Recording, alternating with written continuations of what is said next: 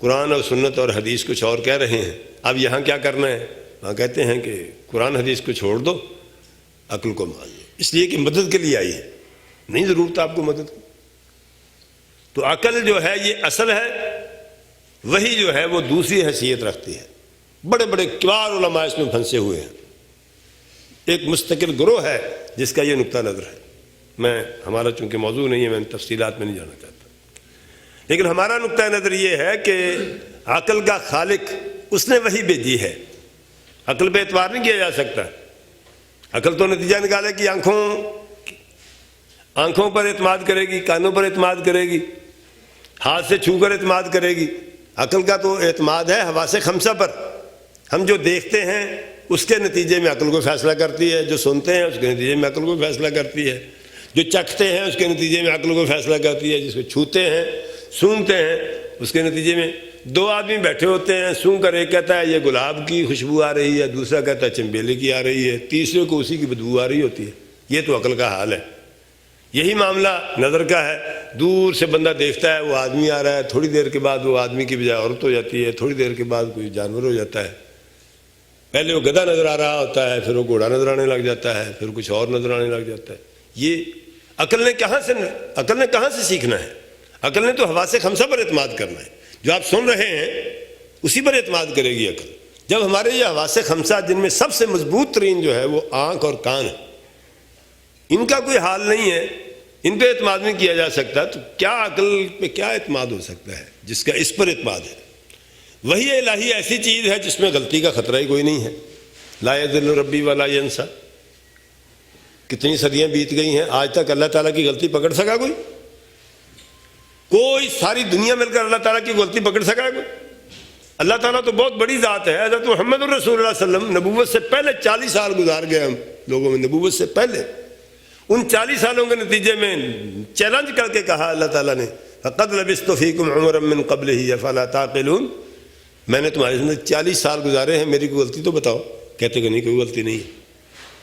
وہ اللہ تعالیٰ اپنا ایک بندہ ایسا بنا سکتا ہے جو 40 سال تک نبوت ملنے سے پہلے بھی غلطی نہ کرے، اور دشمن بھی اس کو صادق الامین کہیں، تو اللہ تعالیٰ کی غلطی کہاں سے نکلے گی؟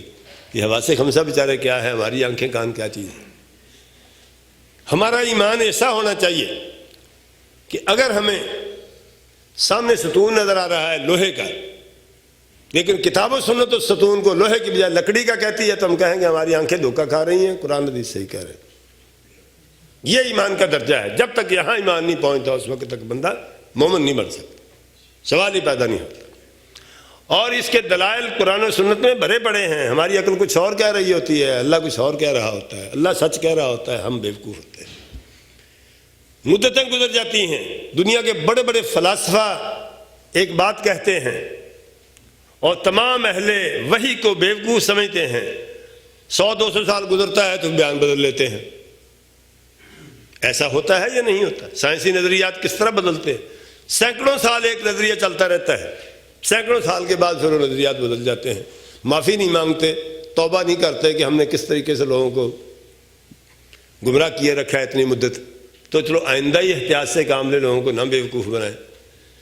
تو وحی الہی کا عالم یہ ہے کہ 1,24,000 کے قریب نبی آئے، اتنی صدیاں گزر گئیں، ایک نبی نے بھی دوسرے نبی کے خلاف کوئی بات نہیں کی، کسی ایک نبی کی بات بھی دوسرے نبی کے خلاف نہیں ہے۔ کوئی ٹیلی فون تھے ان کے پاس، کوئی رابطے تھے، ملاقات ہوئی، کسی نے ان کو تعلیم دی۔ حضرت محمد الرسول اللہ صلی اللہ علیہ وسلم طائف کے میدان میں وہ انگوروں کا خوشہ ملا تو آپ نے بسم اللہ الرحمن الرحیم پڑھ کے کھانا شروع کر دیا۔ وہ جو غلام لے کر آیا تھا اس کی آنکھوں تو میں آنسو آ گئے، تو اس زمین میں بسم اللہ پڑھنے والا کہاں سے آ گیا؟ وہ تو مانتے نہیں تھے، ہم نہیں جانتے الرحمن الرحیم کیا ہوتا ہے۔ مشرکین مکہ نہیں مانتے، اللہ کی صفتیں نہیں مانتے، ذات کو مانتے تھے، صفات کو نہیں مانتے تھے۔ اب بھی دنیا کے اندر یہ واحد گروہ ہے جو اللہ کی ساری صفات کو مانتا ہے، پورے تختہ زمین پر محدثین کی جماعت کے سوا اللہ کی صفات کو کوئی نہیں مانتا۔ یا تو مانتے نہیں سرے سے، یا کچھ کو مانتے ہیں کچھ کو نہیں مانتے۔ یہ ہمارا موضوع نہیں ہے، آپ اس طرف جائیں تو حیران رہ جائیں۔ تو ذرا دیکھ کر حیران ہو گیا کہ اس زمین میں بسم اللہ الرحمن الرحیم پڑھنے والا کہاں سے آ گیا؟ نبی صلی اللہ علیہ وسلم آپ کہاں سے ہیں؟ وہ کہنے لگا میں نینوا سے ہوں۔ اچھا، وہ میرے بھائی یونس کی سرزمین کے رہنے والے ہیں؟ وہ نبی صلی اللہ علیہ وسلم نے کہاں تاریخ پڑھی تھی؟ کس نے آپ کو بتایا کہ نینوا ہوتا ہے اور وہاں یونس علیہ السلام کسی زمانے میں آئے تھے؟ وہ تو حیران پریشان ہو گیا، اور پیچھے جنہوں نے بھیجا تھا وہ اس سے بھی زیادہ پریشان ہو گئے۔ وہ بیچارہ انگور دینے گیا تھا تو بس جادوگر نے جادو کر دیا ہے، پھنس گیا، اب وہ تو نہیں آئے گا واپس اب۔ تو یہ وحی کے بغیر نہیں ہو سکتا یہ کام۔ یہ وہاں تاریں ملتی ہیں، وہاں سے اطلاعات ملتی ہیں، اس میں کوئی غلطی کا امکان نہیں ہے۔ اللہ تعالیٰ کی طرف سے جو کچھ آتا ہے اس میں کوئی غلطی کا امکان نہیں ہے۔ سارے انبیاء اکرام کی تعلیمات اکٹھی کر لیں، سوال ہی پیدا نہیں ہوتا ایک نبی کی بات دوسری کے خلاف ہو۔ میں کہتا ہوں اس سے 2 قدم آگے بڑھیں آپ۔ اس وقت عیسیٰ علیہ السلام کے ماننے والے دنیا میں کتنے ہیں؟ موسیٰ کو ماننے والے دنیا میں کتنے ہیں؟ اور انہوں نے موسیٰ اور عیسیٰ علیہ السلام کی تعلیمات کا کیا حلیہ بگاڑا ہوا ہے؟ آج اگر کوئی موسیٰ علیہ السلام اور عیسیٰ علیہ السلام اور ابراہیم علیہ السلام کی صحیح تعلیمات حاصل کرنا چاہتا ہے تو قرآن مجید میں ملیں گی اور کہیں نہیں مل سکتی، سوال ہی پیدا نہیں ہوتا۔ یعنی کہ پوری دنیا کے محققین، پوری دنیا کے سکالر جو ہیں وہ مل کر ایک کتاب نہیں بچا سکے۔ ایک محمد الرسول اللہ صلی اللہ علیہ وسلم جس نے کسی سے کچھ نہیں پڑھا، وہ تورات اور انجیل کی صحیح تعلیمات دے رہا ہے۔ اس لیے حضرت عیسیٰ علیہ السلام کا جو ادب و احترام قرآن میں ملے گا وہ کہیں نہیں ملے گا۔ مریم علیہ السلام کا جو صحیح احترام قرآن کریم میں ملے گا وہ کہیں نہیں مل سکے گا۔ ابراہیم علیہ السلام کی قصہ اور آپ کی تعلیمات اور آپ کی ہدایات اور آپ کا اسوہ حسنہ جو قرآن مجید میں ملے گا وہ کہیں نہیں مل سکتا۔ دیکھیں، ایک طرف ہزاروں نہیں لاکھوں پڑھے لکھے اور اپنے آپ کو ترقی یافتہ کہنے لگے، علم و تحقیق کے تمام ذرائع ان کے پاس موجود ہیں، وہ ان کے پاس تعلیمات صحیح نہیں ہیں۔ ایک طرف حضرت محمد الرسول اللہ صلی اللہ علیہ وسلم ہے، ان کے پاس صحیح تعلیمات ہے، جس نے کہیں سے کچھ نہیں پڑھا، اس لیے کہ معصوم عن الخطا ہے۔ اس کی ساری بات کہاں سے شروع ہوتی ہے؟ امام الانبیاء کے بعد کون آئے گا؟ جبریل علیہ السلام آئیں گے۔ اس کے بعد کون آئے گا؟ رب العالمین آئے گا۔ نہ رب العالمین بھولتا ہے، نہ وہ غلطی کرتا ہے، نہ جبریل علیہ السلام غلطی کرتے ہیں، نہ بھولتے ہیں، نہ بدیانتی کرتے ہیں۔ اللہ تعالیٰ نے نام ہی اس کا روح الامین رکھا ہوا ہے۔ سارے انبیاء کے پاس وہی لے کر آتے رہے، کہیں بھی انہوں نے بدیانتی نہیں کی، اس لیے اللہ تعالیٰ ان کو الروح الامین کہتا ہے۔ اس کے بعد کون ہے؟ رحمت للعالمین ہے، الصادق الامین ہے۔ وَإِنَّهُ لَتَنزِيلُ رَبِّ الْعَالَمِينَ نَزَلَ بِهِ الروح الامین عَلَى قَلْبِكَ لِتَكُونَ مِنَ الْمُنذِرِينَ بِلِسَانٍ عَرَبِيٍّ مُبِينٍ۔ یہ سند ہے وحی الہی کی۔ اس سند ہم انسانوں تک پہنچنے سے پہلے کون کون تھے؟ حضرت محمد الرسول اللہ صلی اللہ علیہ وسلم تھے، جبریل علیہ السلام تھے، اللہ رب العزت والجلال تھے۔ ان میں سے کون ہے غلطی کرنے والا؟ ساری دنیا مانتی ہے ان تینوں میں کوئی بھی نہیں ہے۔ معصوم عن المعصوم عن المعصوم، معصوم نے معصوم سے روایت کی، اس نے بھی معصوم سے روایت کی۔ اور اس سے پہلے کہاں تھی؟ ایک ایسے مقام پر تھی وحی، لا یمسہ الا المطہرون، جہاں تک پلید ہاتھ پہنچتے نہیں ہیں، لوح محفوظ تک صرف فرشتوں کے پاکیزہ ہاتھ ہی پہنچتے تھے۔ کوئی خطرہ نہیں ہے وحی کے اندر کسی خرابی کا۔ لیکن سوال یہ ہے کہ کیا وحی مکمل ہے؟ کیا وحی زندگی گزارنے کے لیے کافی ہے یا نہیں کافی؟ قرآن حکیم تو یہ کہتا ہے الیوم اکملت لکم دینکم واتممت علیکم نعمتی ورضیت لکم الاسلام دینا۔ الیوم اکملت لکم دینکم واتممت علیکم نعمتی ورضیت لکم الاسلام دینا۔ آج ہم نے دین مکمل کر دیا ہے، وحی مکمل ہوئی، دین مکمل ہو گیا۔ قرآن کہتا ہے تبیانا لکل شیء، ہماری وحی ہر چیز کا بیان کرنے کے لیے ہے۔ ما فرطنا فی الکتاب من شیء، کوئی شے نہیں چھوڑی ہم نے، سب کچھ اس میں لکھ دیا ہے، سب کچھ بتا دیا ہے، زندگی کا سارا طریقہ اور سلیقہ ہم نے بتا دیا ہے۔ اگر اس پہ اعتماد کر لیا جاتا، یقین کر لیا جاتا کہ وحی الہی کامل ہے، دین اسلام کامل اور مکمل ہے، تو کم از کم مسلمانوں کے اندر تو کوئی فتنہ نہ کھڑا ہوتا، مسلمانوں میں تو کوئی اختلاف نہ ہوتا۔ حکم بھی یہی تھا واعتصموا بحبل اللہ جمیعا، سارے مل کر اللہ کی رسی کو مضبوطی سے تھام لو۔ اور یہ رسی بھی کیسی ہے؟ قد تبین الرشد من الغی فمن یکفر بالطاغوت ویؤمن باللہ فقد استمسک بالعروۃ الوثقی لا انفصام لها واللہ سمیع علیم۔ جو اللہ پر ایمان لے آیا، کفر چھوڑ دیا اس نے اور طاغوت کا انکار کر دیا، اس نے ایسی مضبوط رسی کو تھام لیا، ایسے مضبوط کڑے کو تھام لیا جو جنت تک پہنچنے سے پہلے کبھی ٹوٹ نہیں سکتی۔ اگر مسلمان اس پہ یقین کر لیتے، اعتماد کر لیتے اور سارے مل کر کتاب و سنت کو تھام لیتے اور اسے کامل اور مکمل سمجھتے، زندگی کے ہر شعبے میں اور زندگی کے ہر مرحلے میں، اور صبح سے لے کر شام تک اور شام سے لے کر صبح تک سمجھتے کہ ہمارے لیے اس میں مکمل تعلیمات موجود ہیں، تو کوئی مسئلہ کھڑا نہ ہوتا۔ لیکن مسلمانوں ہی کے ایک گروہ متکلمین نے یہ سمجھا کہ کفار مسلمانوں پر حملہ آور ہو رہے ہیں، فکری جنگ شروع ہو گئی ہے، وہ اس پر اعتراضات کرتے ہیں، قرآن حدیث کی روح سے ان کا جواب دینا مشکل ہے، تو کوئی اور طریقہ اختیار کرو۔ تو علم کلام مارد وجود میں آ گیا، بحث و جدل کرنے کے طریقے، مخالفین کو چپ کرانے کے طریقے۔ وہ اسلام مخالفین کو چپ کرانے کے لیے نہیں آیا ہے، منوانے کے لیے آیا ہے۔ کسی کے ساتھ آپ گفتگو کر کے اس کو چپ کرا دیں تو کامیاب ہو گئے ہیں آپ۔ چپ نہیں کرانا، منوانا ہے۔ منوانے کے لیے کتاب و سنت ہے، چپ کرانے کے لیے علم الکلام کام آ سکتا ہے۔ تو علم الکلام کے نتیجے میں لوگوں نے اللہ تعالیٰ کو زیر بحث بنایا، بالکل ویسے ہی جیسے اپنے متعلق باتیں کرتے ہیں ویسے اللہ کے متعلق باتیں کرنا شروع کر دیں۔ جیسے دوسرے لوگوں کے معبودوں کے بارے میں گفتگو ہوتی تھی، علم کلام میں اللہ کے بارے میں بھی اس طرح کی گفتگو ہوتی ہے۔ تو متکلمین نے کیا کارنامہ سر انجام دیا کہ مخالفین کو سمجھانے کے لیے ان کی سطح پر اتر آئے، اللہ تعالیٰ کو زیر بحث لے آئے۔ یہ ایک بڑی گستاخی ہے۔ کاش کہ اپنے آپ کو کتاب و سنت میں مانتے، جو اللہ تعالیٰ نے اپنا تعارف قرآن میں کرایا تھا اور جو اللہ تعالیٰ کے انبیاء نے اور محمد الرسول اللہ صلی اللہ علیہ وسلم نے حدیث میں اللہ تعالیٰ کا تعارف کرایا تھا، وہ دنیا کو بتا دیتے۔ کوئی مانتا ہے تو ٹھیک ہے، نہیں مانتا تو اس کی مرضی۔ بحث جدل میں پڑھنے کی کیا ضرورت پڑی ہے؟ عقل کے ذریعے آپ کیا کسی کو منوا لیں گے؟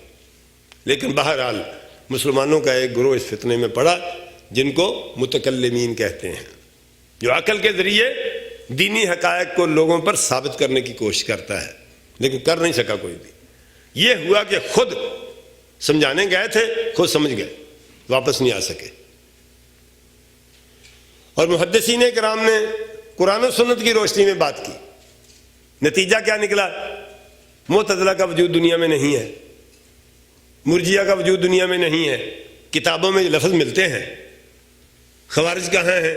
اگر ہیں بھی تو اپنے آپ کو بدلے ہوئے ہیں۔ اشاعرہ کہاں ہیں؟ اگر ہیں بھی تو پردہ ڈالتے ہیں، کوشش کرتے ہیں کسی کو پتہ نہ چلے ہمارے عقائد وہی ہیں جو کتاب و سنت والے ہیں۔ محدثین نے سیدھے سادھے وحی الہی کا طریقہ اختیار کیا، جس کا نتیجہ یہ نکلا کہ مخالفین دنیا سے سرے سے غائب ہو۔ اور محدثین کرام کا معاملہ یہ ہے، مشرق و مغرب جہاں بھی چلے جائیں، کوئی خطہ زمین ایسا نہیں ملے گا جہاں اللہ رب العزت کی مہربانی سے بخاری مسلم کا تعارف نہ ہو۔ یہ ان کا اخلاص تھا، وحی الہی پر اعتماد تھا، جس کے نتیجے میں یہ کامیاب ہوئے اور ہمیشہ کامیاب رہیں گے۔ کبھی بھی کتاب اللہ اور سنت رسول اللہ کی روشنی میں بات کرنے والا، کتاب اللہ اور سنت رسول اللہ کی روشنی میں زندگی گزارنے والا کبھی جھوٹا نہیں پڑتا، کبھی ذلیل نہیں ہوتا، اور کبھی بھی زچ نہیں ہوتا، کبھی لاجواب نہیں ہوتا۔ لاجواب وہی ہوگا جو کتاب و سنت کو چھوڑے گا اور اس کو نظر انداز کرے گا، اس لیے کہ اللہ نے قرآن میں کہہ دیا ہے للہ العزت ولرسولہ وللمؤمنین ولکن المنافقین لا یفقہون الا ان حزب اللہ هم الغالبون۔ اللہ کی جماعت غالب آنے والی ہے۔ عزت اللہ کے لیے ہے، اللہ کے رسول کے لیے ہے، اہل ایمان کے لیے ہے۔ دل مطمئن نہیں ہو سکتا، وحی الہی کے بغیر دل مطمئن نہیں ہو سکتا۔ دل مطمئن نہیں ہو سکتا تو بات کیسے ہوگی؟ اس لیے محدثین کرام یہ سمجھتے ہیں اور محدثین کرام کی جماعت یہ سمجھتی ہے کہ وحی الہی کامل اور مکمل ہے۔ زندگی کا کوئی مسئلہ ایسا نہیں ہے جو کتاب اللہ اور سنت رسول اللہ کی روشنی میں حل نہ ہو سکتا۔ ایک جماعت نے اسلام کی تبلیغ کے لیے، اسلام کو لوگوں پر ثابت کرنے کے لیے علم کلام کا راستہ اختیار کیا، لیکن کوئی فائدہ نہیں ہوا، ان کا نقصان ہوا۔ دوسرا گروہ اٹھا، انہوں نے یہ مفروضہ قائم کر لیا کہ زندگی بہت پھیلی ہوئی ہے، مسائل بہت زیادہ ہیں، روز نئے سے نئے مسائل پیدا ہوتے ہیں۔ اب نبی صلی اللہ علیہ وسلم کے زمانے میں تو ٹیکسی نہیں ہوتی تھی، اب ٹیکسی بھی چلانی ہے، کرائے پر لینی ہے، ان سے لین دین کرنا ہے۔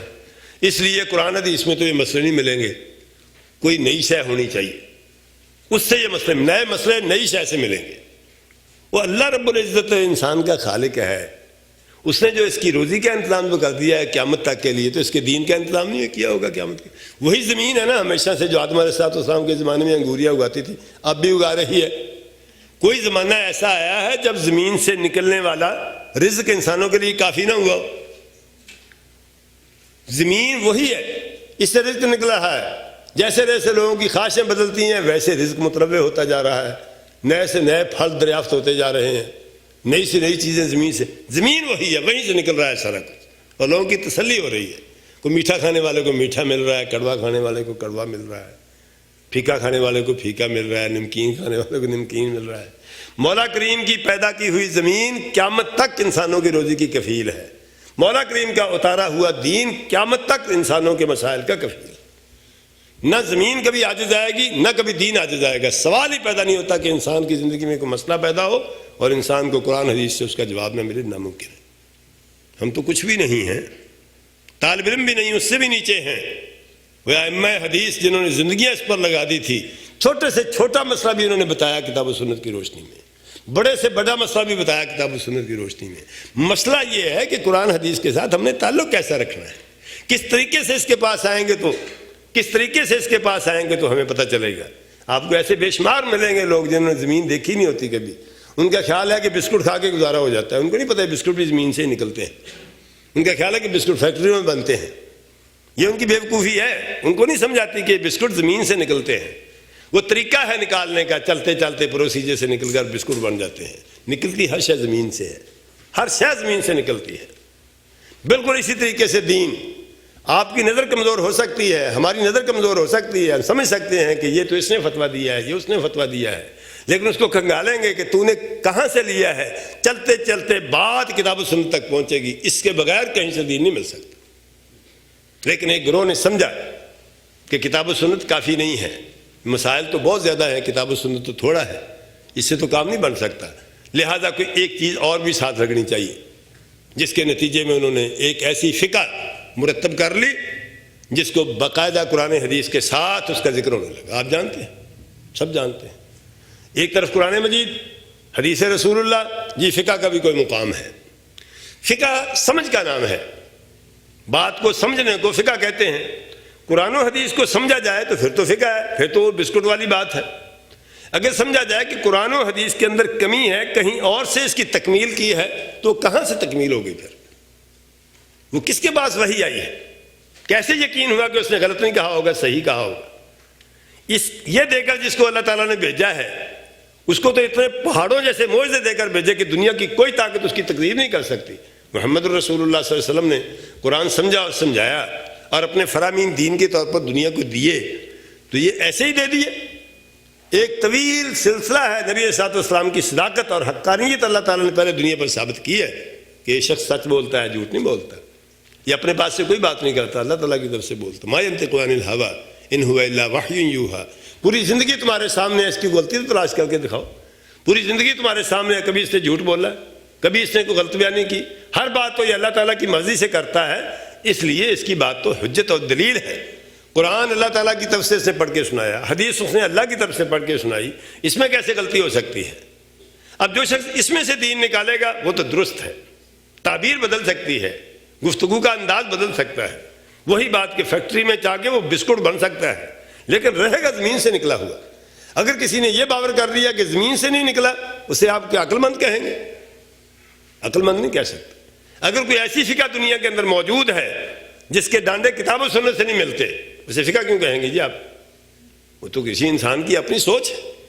اگر کوئی ایسی فقہ ہے جس کے ڈانڈے کتاب و سنت سے ملتے ہیں، جس کی بنیادیں قرآن کریم کے اندر ہیں، جس کی اسس قرآن مجید کے اندر ہیں، جس کی جو چلتے چلتے وہاں پہنچ جاتی ہے کسی نہ کسی طریقے سے، وہ پروسیجر لمبا ہونے کی وجہ سے اس کو سمجھنا مشکل ہوتا ہے. علماء سمجھتے ہیں کہ یہ بات کہیں نہ کہیں کسی نہ کسی طریقے سے جا کے تار اسی کے ساتھ ملتی ہے، سلک جو ہے، لڑی جو ہے، وہ قرآن حدیث کے ساتھ جا کے ملتی ہے. یہ تو فقہ ہے. ایک حدیث آپ پڑھتے ہیں، آپ کو اس میں سے ایک مسئلہ سمجھ آتا ہے، اپنے دوست کو سناتے ہیں، وہ اس میں سے دوسرا مسئلہ اخذ کر لیتا ہے. کسی اور دوست کو سناتے ہیں، وہ تیسرا مسئلہ اخذ کر دیتا ہے. نبی علیہ الصلوۃ والسلام نے یہ تعلیم بھی دی کہ کوئی شخص اگر میری ایک حدیث سن لے، اسے یاد کر لے، وہ آگے پہنچا دے. نبی صاحب نے دعا بھی کی، اللہ تعالیٰ اس کے چہرے کو تر و تازہ رکھے. یہ دعا لینے کی ضرورت ہے. آج بھی ہم نبی صاحب کی دعا لے سکتے ہیں. بڑی سعادت مندی کی بات ہے. ایک ٹکڑا حدیث کا انسان یاد کر لے، آگے وہ کسی کو سنا دے، نبی صلی اللہ علیہ وسلم کی دعا لے لی اس نے، بڑی خوش نصیبی کی بات ہے۔ اچھا ایسا کیوں کرنا ہے؟ نبی صاحب نے ساتھ بتا بھی دیا۔ ہو سکتا ہے کہ جس نے وہ حدیث سنی ہے، یاد کی ہے، اس کو اتنی سمجھ نہ آئے اس کی جتنی اس کو سمجھ آئے جس کو اس نے سنائی ہے۔ وہ ہو سکتا ہے اس سے بہتر طریقے سے سمجھ لے۔ تو جس نے سنی ہے اس کو تو اس میں سے ایک بات سمجھ آئی، جس نے اس کو سنائی ہے اس نے اس سے 2 باتیں سمجھ لی، 3 باتیں سمجھ لی، 4 باتیں سمجھ لی، وہ 100 بات بھی سمجھ لے گا، حدیث سے سمجھے گا نا۔ یہ ہے فقہ، اسے کہتے ہیں فقہ الحدیث، اسے کہتے ہیں فقہ الکتاب والسنہ۔ قرآن کو سمجھنا، حدیث کو سمجھنا۔ تفسیریں کہاں سے آئی ہیں اتنی لمبی لمبی؟ قرآن تو وہی ہے نا۔ کسی نے 200 صفحے کی تفسیر لکھی، کسی نے 500 صفحے کی تفسیر لکھی، کسی نے 30 جلدوں کی تفسیر لکھی، کسی نے 100 سے۔ اس کا مطلب یہ ہے کہ قرآن کریم کے اندر یہ گنجائش موجود ہے۔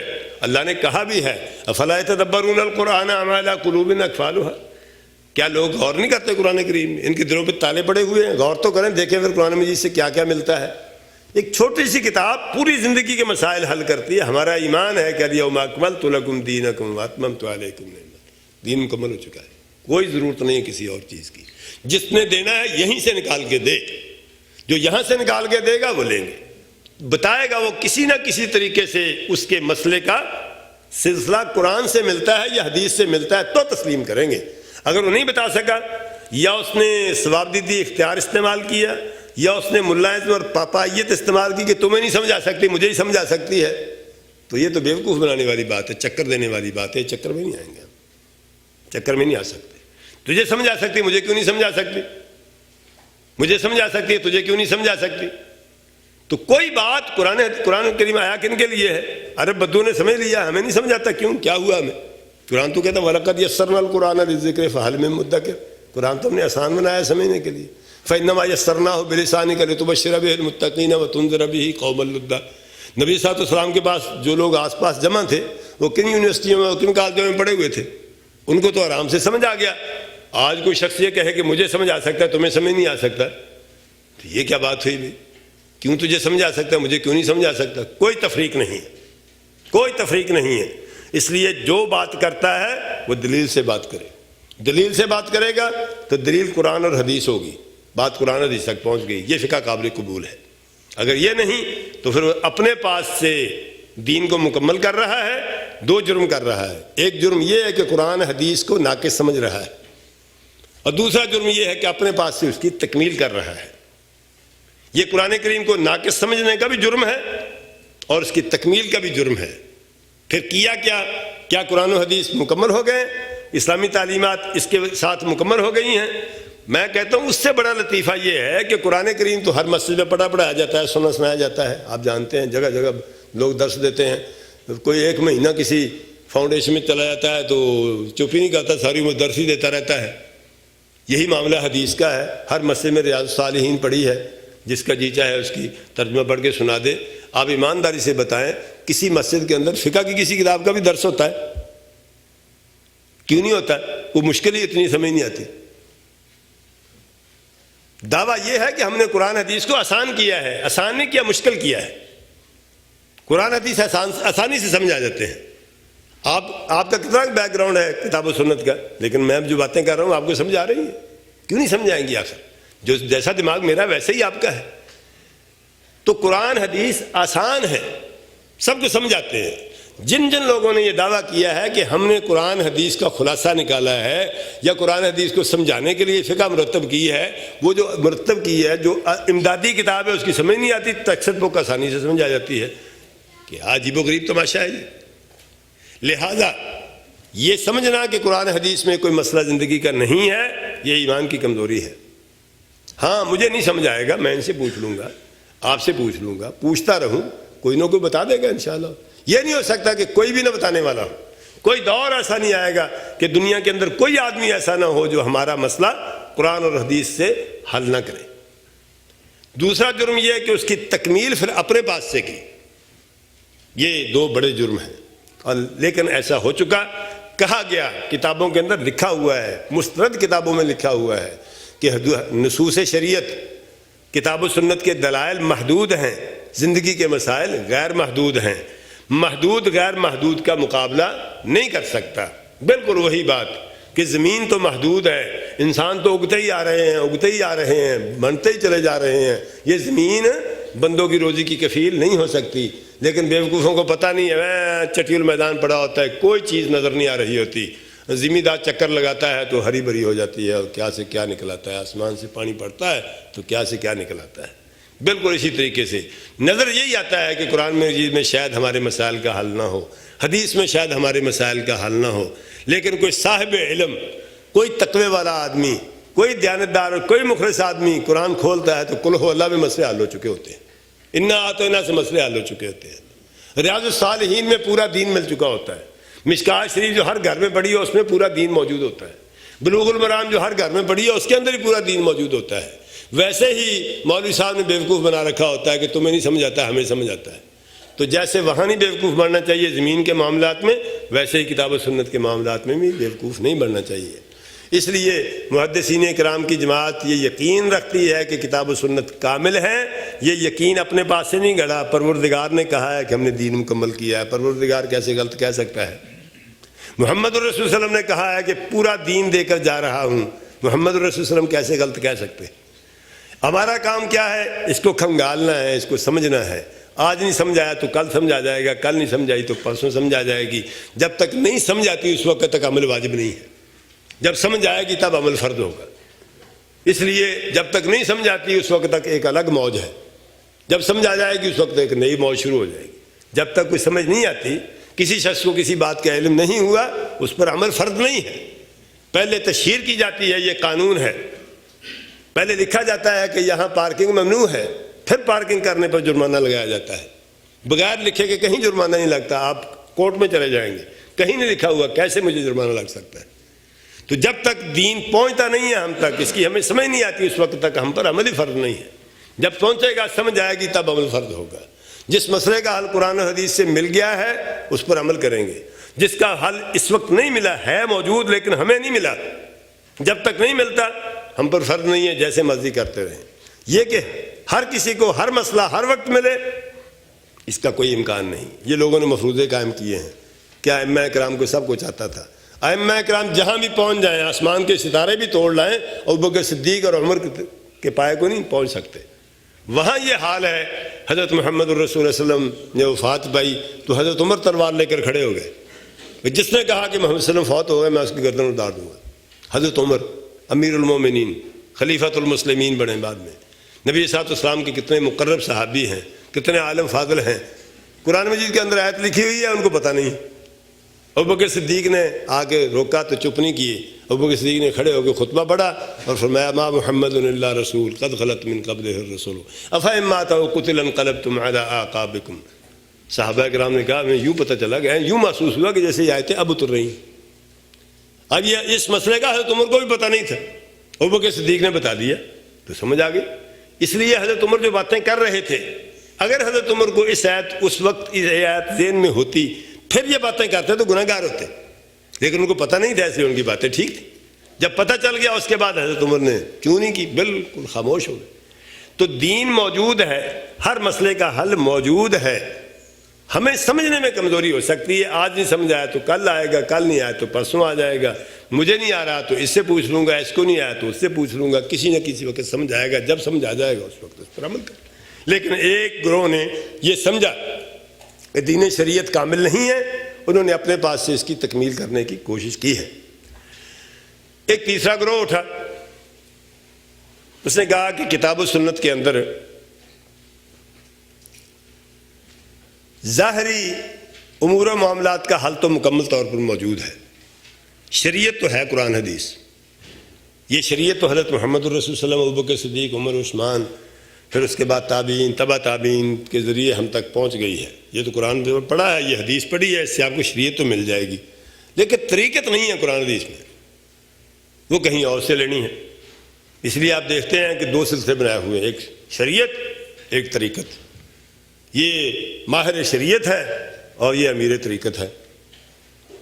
اس سے نماز روزہ سیکھنا ہے، اس سے باطن کے مسئلے سیکھنے ہیں۔ یہ ظاہر اور باطن دین کے اندر نہیں ہے، ظاہر باطن دین کا نہیں ہے، دین سب کے لیے ایک ہی ہے۔ یہ باطنیوں کا مسلک ہے جو سمجھتے ہیں کہ دین کا ایک ظاہر ہے بلکہ صراحت کرتے ہیں کہ دین کا ظاہر گدھوں گھوڑوں کے لیے ہے، جب انسان انسان بن جاتا ہے پھر اس کے لیے باطن آ جاتا ہے۔ یہ نماز روزہ یہ ان لوگوں کے لیے ہے جن کی عقل قائم نہیں ہے۔ جب یہ نماز پڑھ پڑھ کے اس مقام پر پہنچ جاتے ہیں جہاں ان کا باطن روشن ہو جائے، پھر باطنی شریعت شروع ہو جاتی ہے جس کا نام طریقت ہے۔ ظاہر شریعت عامت الناس کے لیے ہے، باطن شریعت خواص کے لیے ہے۔ ظاہر عوام کے لیے ہے، باطن خواص کے لیے ہے۔ جب وہاں بندہ پہنچ جائے پھر نماز روزے کی ضرورت نہیں رہتی، پھر ویسے تاڑیں جڑ جاتی ہیں، بندہ پہنچ جاتا ہے۔ جو پہنچ گیا سو اس کو نماز روزے کی کوئی ضرورت نہیں ہے۔ کہاں پہنچ گیا بیوقوف انسان؟ اللہ تعالیٰ نے حضرت محمد رسول اللہ صلی اللہ علیہ وسلم کو حکم دیا ہے وَاعْبُدْ رَبَّكَ حَتَّى يَأْتِيَكَ الْيَقِينُ، اس وقت تک اللہ کی بات کرتا رہے جب تک تجھے موت نہیں آ جاتی۔ اس کا بھی ترجمہ بگاڑ دیا، وَاعْبُدْ رَبَّكَ حَتَّى يَأْتِيَكَ الْيَقِينُ کا معنی یہ کیا کہ اس وقت تک اللہ کی بات کرتے رہو جب تک تمہیں یقین نہ آئے، جب یقین آ جائے چھوڑ دو۔ وہ تمہیں یقین آ گیا، نبی صلی اللہ علیہ وسلم کو تو زندگی کے آخری وقت تک نہیں یقین آیا۔ یقین نہیں ہے یہاں موت، یقین کا معنی موت ہے۔ یہ معنی بگاڑا گیا ہے، باطنیوں نے بگاڑا ہے، صوفیاء نے بگاڑا ہے، اور اصحاب طریقت نے بگاڑا ہے۔ جیسا کہ میں نے پہلے بھی عرض کیا تھا کہ شریعت محمدیہ ہے، طریقت محمدیہ ہے۔ کوئی راستہ جو اللہ کی طرف جاتا ہو، وہ وضو کے ساتھ جاتا ہو، نماز کے ساتھ جاتا ہو، روزے کے ساتھ جاتا ہو، چلے کاٹنے کے ساتھ جاتا ہو، جیسے بھی جاتا ہو، حضرت محمد الرسول صلی اللہ علیہ وسلم کے بغیر کوئی راستہ نہیں ہے۔ کوئی ایسا راستہ نہیں ہے جو نبی صلی اللہ علیہ وسلم سے ہو کر گزرتا نہ ہو۔ جو راستہ امام الانبیاء سے ہو کر گزرے گا وہ اللہ تک پہنچے گا، جو امام الانبیاء کے بغیر راستہ ہوگا وہ اللہ تک نہیں پہنچائے گا، کہیں اور پہنچائے گا۔ جو راستہ قرآن اور حدیث سے ہو کر گزرے گا وہ اللہ تعالیٰ تک پہنچائے گا۔ قرآن اور حدیث کے علاوہ کوئی راستہ اللہ اور اس کے رسول تک انسان کو نہیں پہنچا سکتا۔ لیکن ایک گروہ پورا دنیا کے اندر موجود ہے جو سمجھتا ہے کہ دین کے اندر ظاہری امور و معاملات تو ہیں، نماز روزہ حج زکوٰۃ تو یہ مل جائے گا علماء سے، لیکن باطنی اصلاح جو ہے، دل کی اصلاح جو ہے، پہنچنے کے لیے جو ہے وہ طریقت کا راستہ اختیار کرنا ہوگا۔ اس کے لیے تو تمہیں بخاری مسلم کام دیں گے، امام ابو حنیفہ بھی کام دیں گے، امام شافعی کام دیں گے، امام بن حنبل کام دیں گے، ابوبکر عمر عثمان کام دیں گے، علماء کام دیں گے، اور دوسرے کام کے لیے باطن کی صفائی کے لیے یہ حضرات نہیں کام آئیں گے۔ اس کے لیے تمہیں سور وردی راستہ اختیار کرنا ہوگا، نقش بندی راستہ اختیار کرنا ہوگا، اور پتہ نہیں کل کشندی راستہ اختیار کرنا ہوگا۔ ایسے نام ہیں جن کا نام و نشان نہ قرآن کے اندر ہے، نہ حدیث کے اندر ہے، نہ مسلمانوں کی تاریخ کے اندر ہے۔ مسئلہ کیا تھا؟ انہوں نے سمجھا کہ دین ناقص ہے۔ قرآن کہتا ہے الیوم اکملت لکم دینکم واتممت علیکم نعمتی۔ قرآن کہتا ہے محمد رسول کو ہم نے بھیجا ہے کس کام کے لیے؟ یتلو علیہم آیاتہ، قرآن پڑھ کے سناتا ہے اور قرآن کی تعلیم دیتا ہے، زندگی گزارنے کی گر سکھاتا ہے، حکمت سکھاتا ہے، وَيُزَكِّيهِمْ، اور دلوں کی صفائی بھی کرتا ہے۔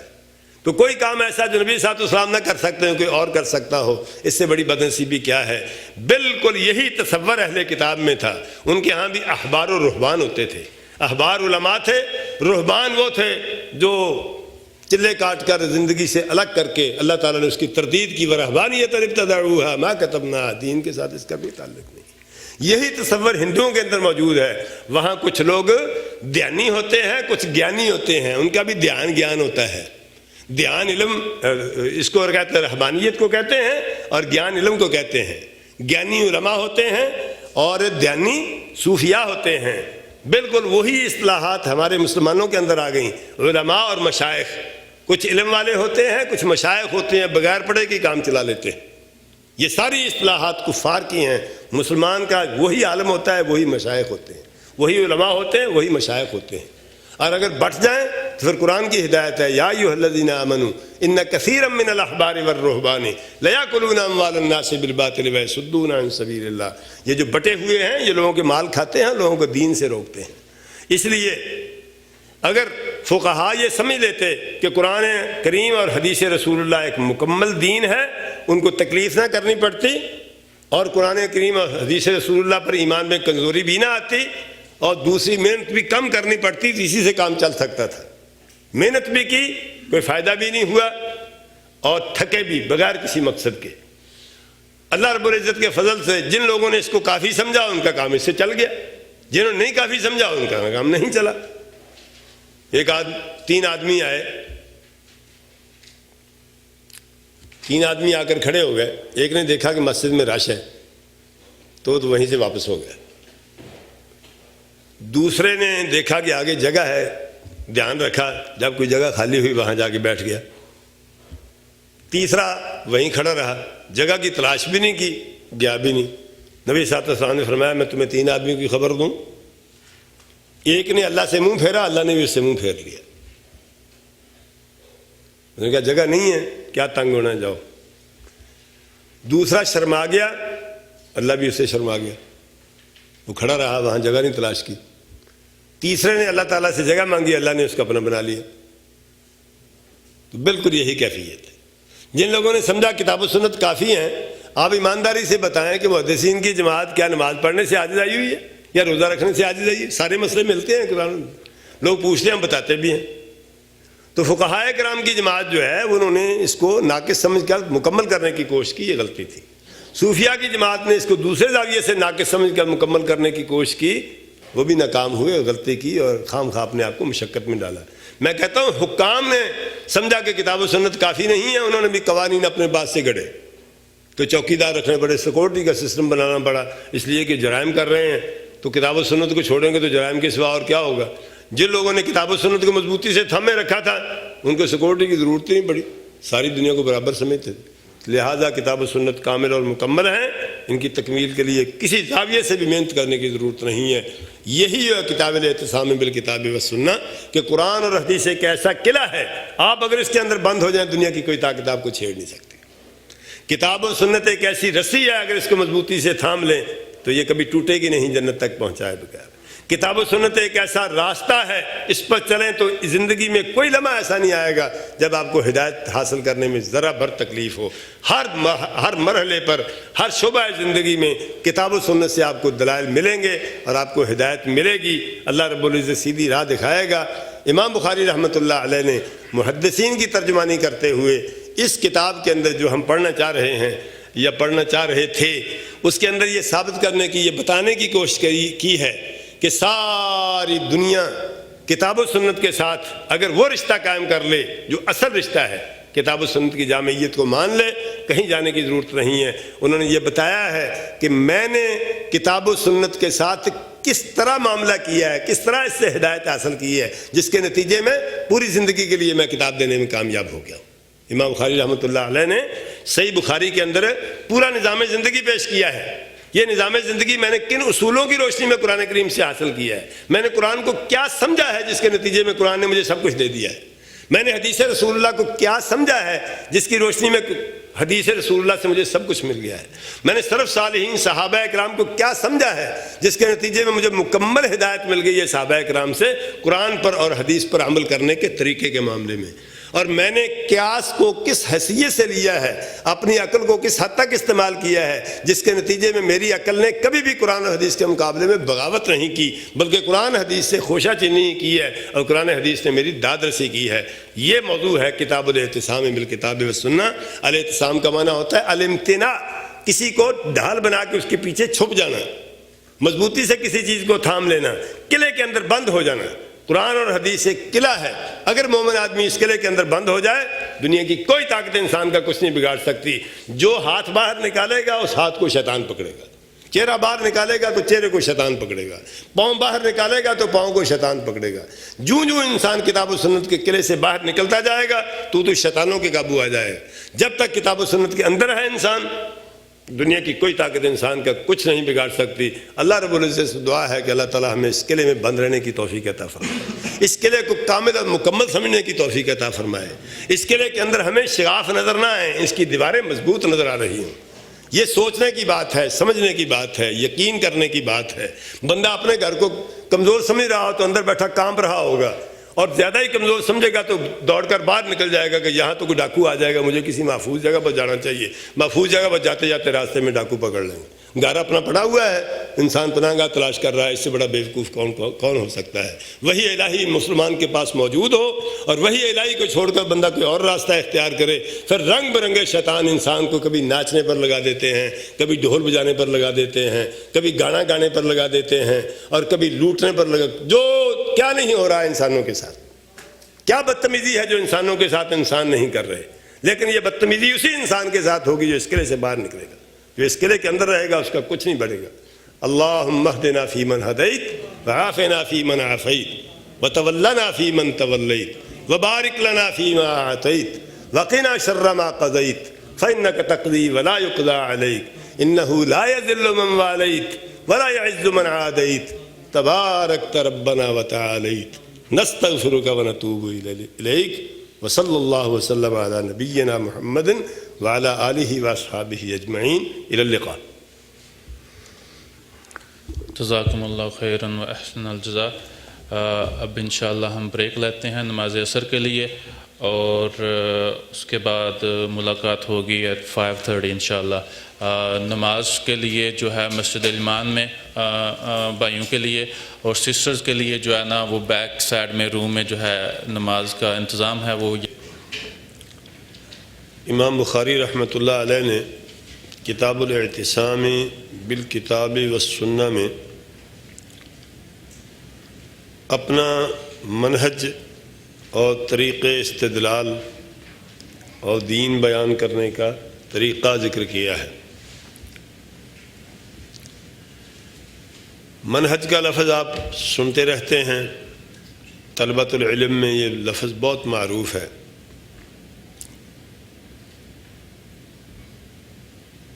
منہج انسان کی علمی زندگی میں خاص طور پر بہت زیادہ اہمیت رکھتا ہے. اس کے بغیر منہج اختیار کیے بغیر صحیح نتیجے پر پہنچنا بہت مشکل ہوتا ہے. منہج کیا ہوتا ہے؟ منہاج یا منہج طریقے کو کہتے ہیں. انتہاجا یا نہاجا یا انہاجا اس کا معنی ہوتا ہے کوئی راستہ اختیار کرنا. منہج کہتے ہیں کسی مسئلے میں، کسی معاملے میں، کسی قضیے میں کوئی مناسب راستہ اختیار کرنا اس کے حل کے لیے، تاکہ انسان اس میں صحیح نتیجے تک پہنچ سکے غور و فکر کر کے. کسی شخص نے کوئی مکان خریدنا ہے تو پہلے یہ فیصلہ کرے کہ میں نے یہ کس طریقے سے خریدنا ہے. پراپرٹی ڈیلر کے پاس جانا ہے، دوستوں کے ذریعے تلاش کرنا ہے، پیسے کیسے پے کرنے ہیں، رجسٹری کرانی ہے. سارا منصوبہ پہلے بنا لے گا اگر، اور اس پر لوگوں سے مشورہ کر کے کسی خاص طریقہ کار کو اختیار کر لے گا تو کام آسانی سے ہو جائے گا. بصورت دیگر کہیں نہ کہیں دھوکہ کھا لے گا، کوئی دوست پھنسا لے گا یا کوئی بروکر پھنسا لے گا یا کوئی نہ کوئی چکر چل جائے گا. کوئی بھی کام کرنا ہو اس کے لیے مناسب اور معقول طریقہ اختیار کیا جائے. ہنڈیا پکانی ہو تو اس کے لیے بھی کوئی طریقہ کار ہوتا ہے. پہلے کیا ڈالنا ہے، پھر کیا ڈالنا ہے، پھر کیا ڈالنا ہے. الٹ پلٹ ہو جائے تو سارا کام خراب ہو جاتا ہے. دینی امور و معاملات میں منہج کا مطلب یہ ہوتا ہے ایسے ضوابط، ایسے قواعد، ایسے اصول اپنے سامنے رکھنا جن کی روشنی میں انسان کتاب و سنت پر نظر ڈالے تاکہ کتاب و سنت کے فہم میں، اس کو سمجھنے میں صحیح نتیجے تک پہنچ سکے، بہتر پڑھے اور بہتر پڑھا سکے، بہتر سیکھے، بہتر سکھا سکے. جب تک سامنے کوئی اصول اور قواعد نہیں ہوں گے کوئی نتیجہ نہیں نکلے گا، انسان صحیح راستے پر نہیں چل سکتا. تو منہج ایسے اصول و ضوابط، ایسے قواعد کا نام ہے جن کی روشنی میں کتاب و سنت کو سمجھا جاتا ہے اور صحیح نتیجے پر پہنچنے کے لیے کوشش کی جاتی ہے. جتنا کسی کا منہج صحیح ہوگا اتنا ہی وہ صحیح نتیجے پر پہنچے گا. جتنا کوئی منہج غلط مقرر کر لے گا اتنا ہی وہ غلط ہوگا. اور جس کا کوئی منہج نہیں ہوگا وہ ساری عمر پڑھتا رہے گا، اس کی تعلیم ہی مکمل نہیں ہوگی، پتہ ہی نہیں ہوگا کہاں سے چلنا ہے، کہاں پہنچنا ہے. بالکل ایسے ہی کتابیں لکھتے وقت بھی کچھ لوگ منہج مقرر کر لیتے ہیں کہ میں نے اس میں 5 باب رکھنے ہیں، ہر باب میں 4 فصلیں ہوں گی، ہر فصل کے اندر یہ کچھ بیان ہوگا۔ جس کتاب کو ترتیب دینے سے پہلے منہج مقرر کر لیا جائے وہ اچھی کتاب بن جاتی ہے، اور جس کا کوئی منہج مقرر نہ ہو، جو شام کو پڑھا وہ سویر کو لکھ لیا، کبھی کوئی اچھی کتاب مل گئی، کبھی کوئی بری کتاب مل گئی، تو آخر میں ملغوبہ تیار ہو جائے گا، پتہ نہیں اس میں کیا لکھا ہوا ہے۔ آسان لفظوں میں آپ یوں بھی کہہ سکتے ہیں کہ اگر کسی نے مکان تعمیر کرنا ہے تو پہلے اس کا نقشہ بنا لے، نقشے کے مطابق اگر کوئی بندہ مکان بنائے گا تو صحیح طریقے سے بن سکے گا، لیکن نقشے کے مطابق مکان بنانے کے لیے وہ پلے کچھ ہونا چاہیے۔ اگر پلے کچھ نہیں ہے تو پھر جیسے جیسے پیسے ملتے گئے، کہیں کمرہ بنا لیا، کہیں باتھ روم بنا لیا، تو کوئی بات نہیں بنے گی۔ دینی امور و معاملات میں حق تک رسائی کے لیے علم ہونا چاہیے، کتاب و سنت کا علم ہو۔ ایک تو سیکھنے کے لیے منہج ہے، ایک سکھانے کے لیے منہج ہے، ایک اس کو ترتیب دینے کے لیے منہج ہے۔ تو ترتیب دینے اور سکھانے کے لیے منہج کا مطلب یہ ہے کہ بندے کے پاس کتاب اللہ سنت رسول اللہ کا علم وافر موجود ہو، پھر اس کے بعد وہ ترتیب دینے بیٹھے اور مسائل حل کرنے بیٹھے گا تو کسی نتیجے پر پہنچ جائے گا۔ اب امام بخاری رحمۃ اللہ علیہ کے پاس کتاب اللہ اور سنت رسول اللہ کا ایک وافر ذخیرہ موجود تھا۔ لا خیر فی کثیر من نجواہم الا من امر صدقۃ او معروف او اصلاح بین الناس۔ تو امام بخاری رحمۃ اللہ علیہ کے پاس علم کا ایک بہت بڑا ذخیرہ موجود تھا۔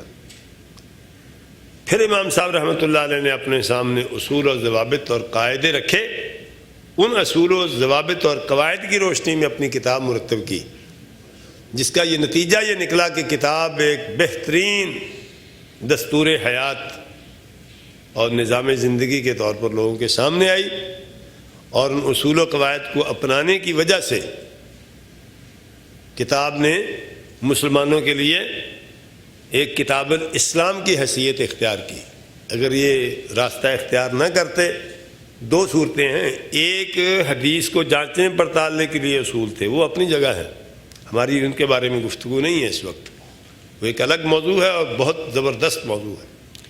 ہمارا اس وقت جو کتاب الاعتصام بالکتاب والسنہ کا موضوع یہ ہے کہ امام صاحب رحمۃ اللہ علیہ نے کتاب ترتیب دینے، کتاب اللہ سنت رسول اللہ سے مسائل اخذ کرنے اور استنباط کرنے، دلیل سے استدلال کرنے کے لیے کیا طریقہ کار اختیار کیا ہے، کیا اصول سامنے رکھے ہیں۔ پوری دنیا میں اہل علم فقہائے کرام یہ کہتے ہیں کہ 4 دلیلیں شریعت میں ہیں: کتاب اللہ، سنت رسول اللہ، اجماع اور قیاس۔ محدثین کرام کا نقطہ نظر یہ ہے کہ دلیلیں صرف 2 ہیں، قرآن کریم اور حدیث رسول اللہ۔ اجماع قرآن اور حدیث کے مفہوم کے بارے میں سلف صالحین کی رائے کا نام ہے کہ ائمہ نے، صحابہ کرام نے، تابعین نے قرآن کو کیسے سمجھا ہے، حدیث کو کیسے سمجھا ہے، اس آیت کا کیا مطلب سمجھا ہے۔ جو ان سب نے مطلب سمجھا ہے وہی ہم سمجھیں گے، پھر اپنے پاس سے نہیں کوئی بات کریں گے۔ اس کا نام اجماع ہے۔ کسی مسئلے پر صحابہ کرام نے اتفاق کر لیا، نبی علیہ الصلوۃ والسلام نے اشارے کیے کہ میرے بعد ابوبکر صدیق رضی اللہ تعالیٰ عنہ خلیفہ ہوں گے، متعین نہیں کیے، اشارے موجود تھے، تو ان اشاروں کو صحابہ کرام نے کیسے سمجھا؟ صحابہ کرام نے ابوبکر صدیق کو خلیفہ بنایا، ان کی بیعت کی اور سارے اس پر متفق ہو گئے۔ اس اتفاق کے بعد ہمیں سمجھ آئی کہ وہ نبی صلی اللہ علیہ وسلم کی حدیثوں کے جو اشارے تھے ان کا کیا مطلب تھا۔ اب کوئی آدمی جو صحابہ کرام کو ایماندار نہ سمجھتا ہو یا نبی صلی اللہ علیہ وسلم کی حدیثوں کو جس طریقے سے وہ سمجھتے تھے ان پر اعتماد نہ کرتا ہو، وہ ابوبکر صدیق کو خلیفہ نہیں مانے گا۔ جو ابوبکر صدیق کو خلیفہ مانے گا وہ صحابہ کرام کے فہم، ان کی سمجھ پر اعتماد کرے گا۔ یہ امت میں اختلاف ہو گیا، جنہوں نے صحابہ کو ایماندار نہیں سمجھا، ان کی عقل اور ان کی سوچ اور ان کے علم پر اعتماد نہیں کیا، انہوں نے ابوبکر صدیق کو خلیفہ نہیں مانا۔ جنہوں نے ان کی عقل پر اعتماد کیا انہوں نے خلیفہ مان لیا۔ یہ صرف حضرت ابوبکر صدیق کی خلافت تک محدود نہیں ہے، پوری زندگی ایسے ہی ہے۔ کسی صحابی یا صحابہ کرام نے قرآن اور حدیث کا مفہوم سمجھا، باقی صحابہ کرام کو پتہ چل گیا کہ اس نے یہ مفہوم سمجھا ہے، انہوں نے اس سے اتفاق کر لیا، تو یہ اجماع ہے۔ یہ دلیل نہیں ہے بذات خود، بلکہ دلیل کو سمجھنے کا ایک طریقہ ہے، دلیل کو ماننے کا ایک طریقہ ہے۔ دلیل قرآن اور حدیث ہے۔ اس کے بعد قیاس ہوتا ہے۔ قیاس کو بھی فقہاء کرام نے ایک مستقل دلیل کے طور پر پیش کیا ہے۔ محدثین کرام کو اس سے اختلاف ہے۔ محدثین کرام کا نقطہ نظر یہ ہے کہ قیاس کوئی دلیل نہیں ہوتی، دلیل کو سمجھنے کا ایک طریقہ ہوتا ہے، اجتہاد کا ایک طریقہ ہوتا ہے، قرآن کریم کو سمجھنے اور حدیث رسول اللہ کو سمجھنے کا ایک طریقہ ہوتا ہے۔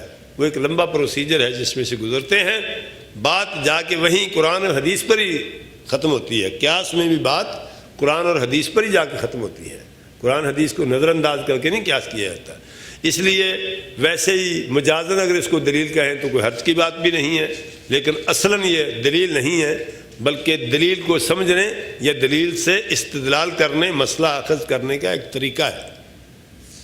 تو یہ 4 دلیلیں تقریباً پوری امت کے ہاں چلتی ہیں اور اس پر تقریباً اتفاق ہی ہے۔ امام بخاری رحمۃ اللہ علیہ ان دلیلوں کو کس حیثیت سے لیتے ہیں؟ سب نے اپنے اپنے طریقے سے بیان کیا ہے کہ قرآن کریم کو ہم اس طریقے سے سمجھیں گے، قرآن کریم کو یہ اہمیت دیں گے، قرآن کریم کے بارے میں ہمارا نقطہ نظر یہ ہے۔ جو قرآن کریم کو کوئی سمجھے گا اسی طریقے سے پھر اس سے استدلال کرے گا۔ امام بخاری رحمۃ اللہ علیہ نے سب سے پہلی بات ہی وہ کی ہے جس کے بارے میں دیر تک آپ سے سر کھپاتا رہا ہوں۔ کہتے ہیں حدثنا عبداللہ بن زبیر الحمیدی قال حدثنا سفیان عن مسعر وغیرہ عن قیس بن مسلم عن طارق بن شہاب قال قال رجل من اليہود لعمر یا امیر المؤمنین لو ان علینا نزلت هذه الآیۃ اليوم اکملت لکم دینکم واتممت علیکم نعمتی ورضیت لکم الاسلام دینا لاتخذنا ذلك اليوم عیدا فقال عمر انی لأعلم ای یوم نزلت هذه الآیۃ نزلت یوم عرفۃ فی یوم جمعۃ سمع سفیان من مسعر ومسعر قیسا وقیس طارقا۔ امام بخاری رحمۃ اللہ علیہ کہتے ہیں کہ میرے استاد عبداللہ بن زبیر الحمیدی القریشی نے مجھے بیان کیا، انہوں نے بتایا کہ مجھے سفیان نے مصر سے روایت کر کے بتایا، مصر کے علاوہ اور بھی ان کے استاد تھے، وہ قیس سے روایت کرتے ہیں، وہ طارق بن شہاب سے، انہوں نے کہا کہ یہودیوں میں سے ایک شخص نے حضرت عمر سے کہا اے امیر المومنین لو ان علینا نزلت هذه الآیہ، یہ آیت اگر ہم پر نازل ہوتی، کون سی آیت؟ الیوم اکملت لکم دینکم واتممت علیکم نعمتی، آج کے دن میں نے تمہارے لیے تمہارا دین مکمل کر دیا ہے اور تم پر اپنی نعمت تمام کر دی ہے، اور میں نے تمہارے لیے اسلام کو بطور دین پسند کر لیا ہے، اگر یہ آیت ہم پر اتری ہوتی لاتخذنا ذلک اليوم عیدا، اس دن کو جس دن یہ آیت اتری ہوتی ہم اپنے لیے عید بنا لیتے۔ حضرت عمر رضی اللہ تعالیٰ عنہ نے جواب دیا کہ تمہارا خیال ہے کہ ہم غافل ہیں اس سے، ہمیں نہیں پتہ اس آیت کی کیا اہمیت ہے؟ جواب میں فرمایا انی لعالم، میں ذاتی طور پر جانتا ہوں یہ آیت کس دن نازل ہوئی اور کہاں نازل ہوئی۔ یہ آیت عرفہ کے دن، جمعے کے دن نازل ہوئی تھی حضرت محمد رسول اللہ صلی اللہ علیہ وسلم پر۔ مطلب ہم اس آیت کی اہمیت، اس کے مقام و مرتبے سے غافل نہیں ہیں، تم ہمیں پڑھانے آ گئے ہو، ہمیں پتہ ہے اس آیت کا کیا مقام و مرتبہ ہے، کیا اس کی قدر و قیمت ہے، دین میں اس کی کیا حیثیت ہے۔ ایسے عزیز طلبہ جو فی الواقع طالب علم ہیں، پڑھتے اور سیکھتے ہیں، ان سے گفتگو کے لیے حدیث پڑھنے کا جو طریقہ ہے ہم وہ اختیار کرتے ہیں کہ جیسے امام صاحب رحمۃ اللہ علیہ نے سند ذکر کی ہے، ویسے ہی یہ کتاب صحیح بخاری میں نے اپنے استاد حافظ عبداللہ فیروز پوری رحمۃ اللہ علیہ سے پڑھی، شروع سے آخر تک۔ انہوں نے یہ کتاب اپنے استاد حافظ محمد محدث گوندلوی رحمۃ اللہ علیہ سے پڑھی تھی۔ انہوں نے یہ کتاب صحیح بخاری اپنے استاد حافظ عبد المنان محدث وزیر آبادی رحمۃ اللہ علیہ سے پڑھی تھی۔ بہت سارے لوگ ان کو جانتے ہوں گے، ان کا نام سنا ہوا ہوگا، ان کو استاد پنجاب کہتے تھے۔ اور انہوں نے یہ کتاب شیخ الکل فی الکل میاں صاحب سید نذیر حسین محدث دہلوی سے پڑھی تھی۔ اور میاں نذیر حسین محدث دہلوی وہ شخصیت ہے جن پر بر صغیر اور بر صغیر کے باہر کے 1000 بڑے عالم فاروق ہوئے ہیں۔ اس شخص نے 60 برس تک دلی میں سیاستہ کا درس دیا ہے، صحیح بخاری کا درس دیا ہے۔ پوری دنیا سے لوگ ان کے پاس پڑھنے کے لیے آتے تھے۔ ہندوستان میں جتنی حدیث اس شخص نے پھیلائی ہے اس کی کوئی مثال نہیں ملتی۔ اور انہوں نے یہ کتاب حضرت شاہ محمد اسحاق محدث دہلوی سے پڑھی تھی، اور پھر میاں صاحب شاہ محمد اسحاق کے جانشین بھی ہوئے۔ ان کے بعد وہ ہجرت کر گئے تھے، ان کے بعد ان کی جگہ وہ پڑھاتے رہے۔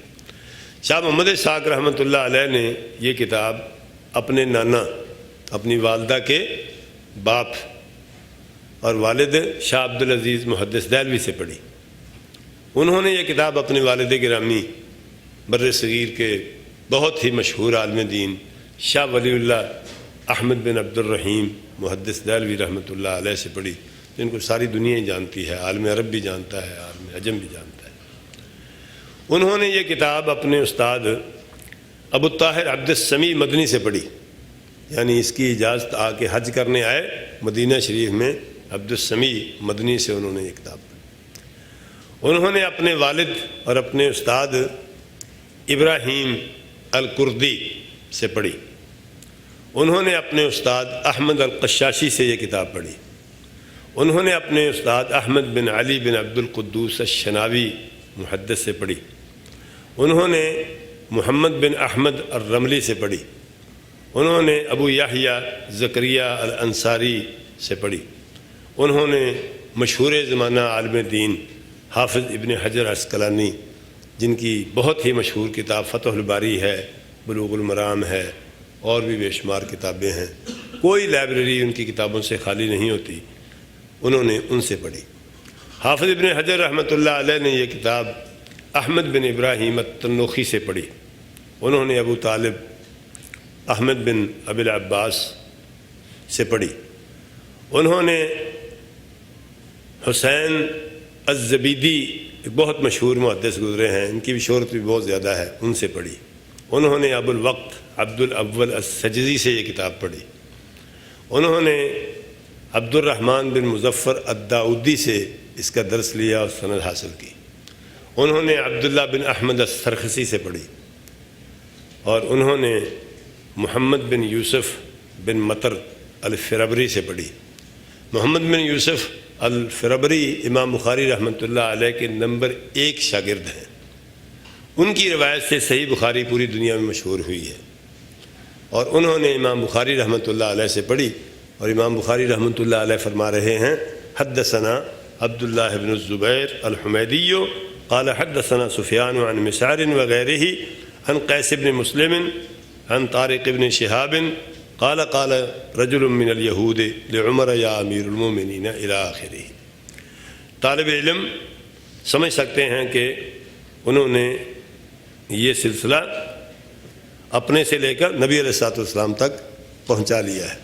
پورا دین اسی طرح اللہ کے فضل و کرم سے نبی علیہ الصلوۃ والسلام کی ایک ایک بات جو ہے پورے کی پوری سندوں کے ساتھ ہمارے پاس موجود ہے۔ دنیا میں اس کی کہیں کوئی مثال نہیں ملتی، صرف اور صرف کتاب اللہ سنت رسول اللہ کو یہ مقام حاصل ہے۔ مسلمانوں کے اندر بھی ائمہ کے اقوال جو ہیں ان کی کوئی سندیں نہیں ہیں۔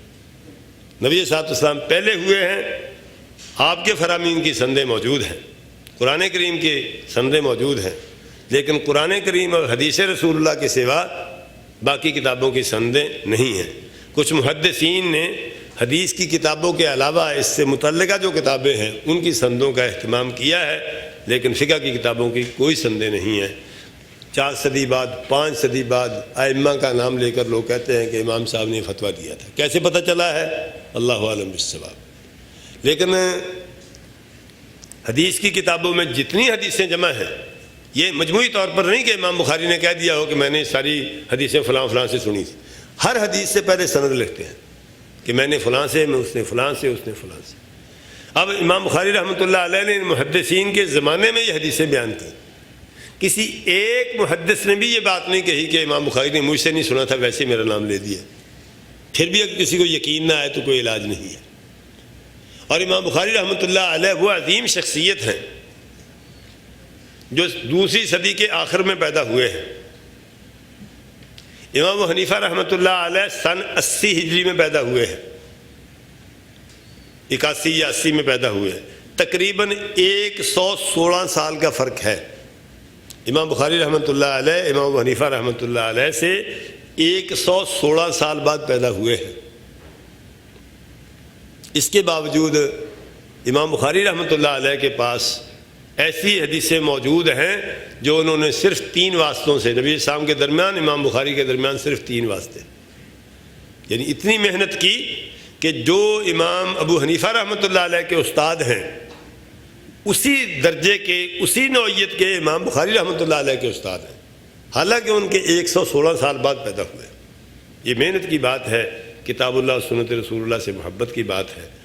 بہرحال اس پہلے باب میں امام صاحب رحمۃ اللہ علیہ نے پہلی دلیل کی بات کی ہے کہ قرآن جو ساری دنیا اس کو دلیل سمجھتی ہے، ہم اسے کیا سمجھتے ہیں.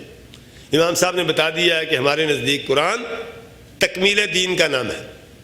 ہم قرآن کو دین کی مکمل کتاب سمجھتے ہیں، لہٰذا قرآن سے سیکھیں گے اور قرآن کے علاوہ کہیں اور سے نہیں سیکھیں گے. قرآن سے سیکھیں گے، قرآن کے علاوہ کسی اور کتاب کی طرف نہیں دیکھیں گے. باقی دلیلوں کی بات بعد میں آئے گی. تو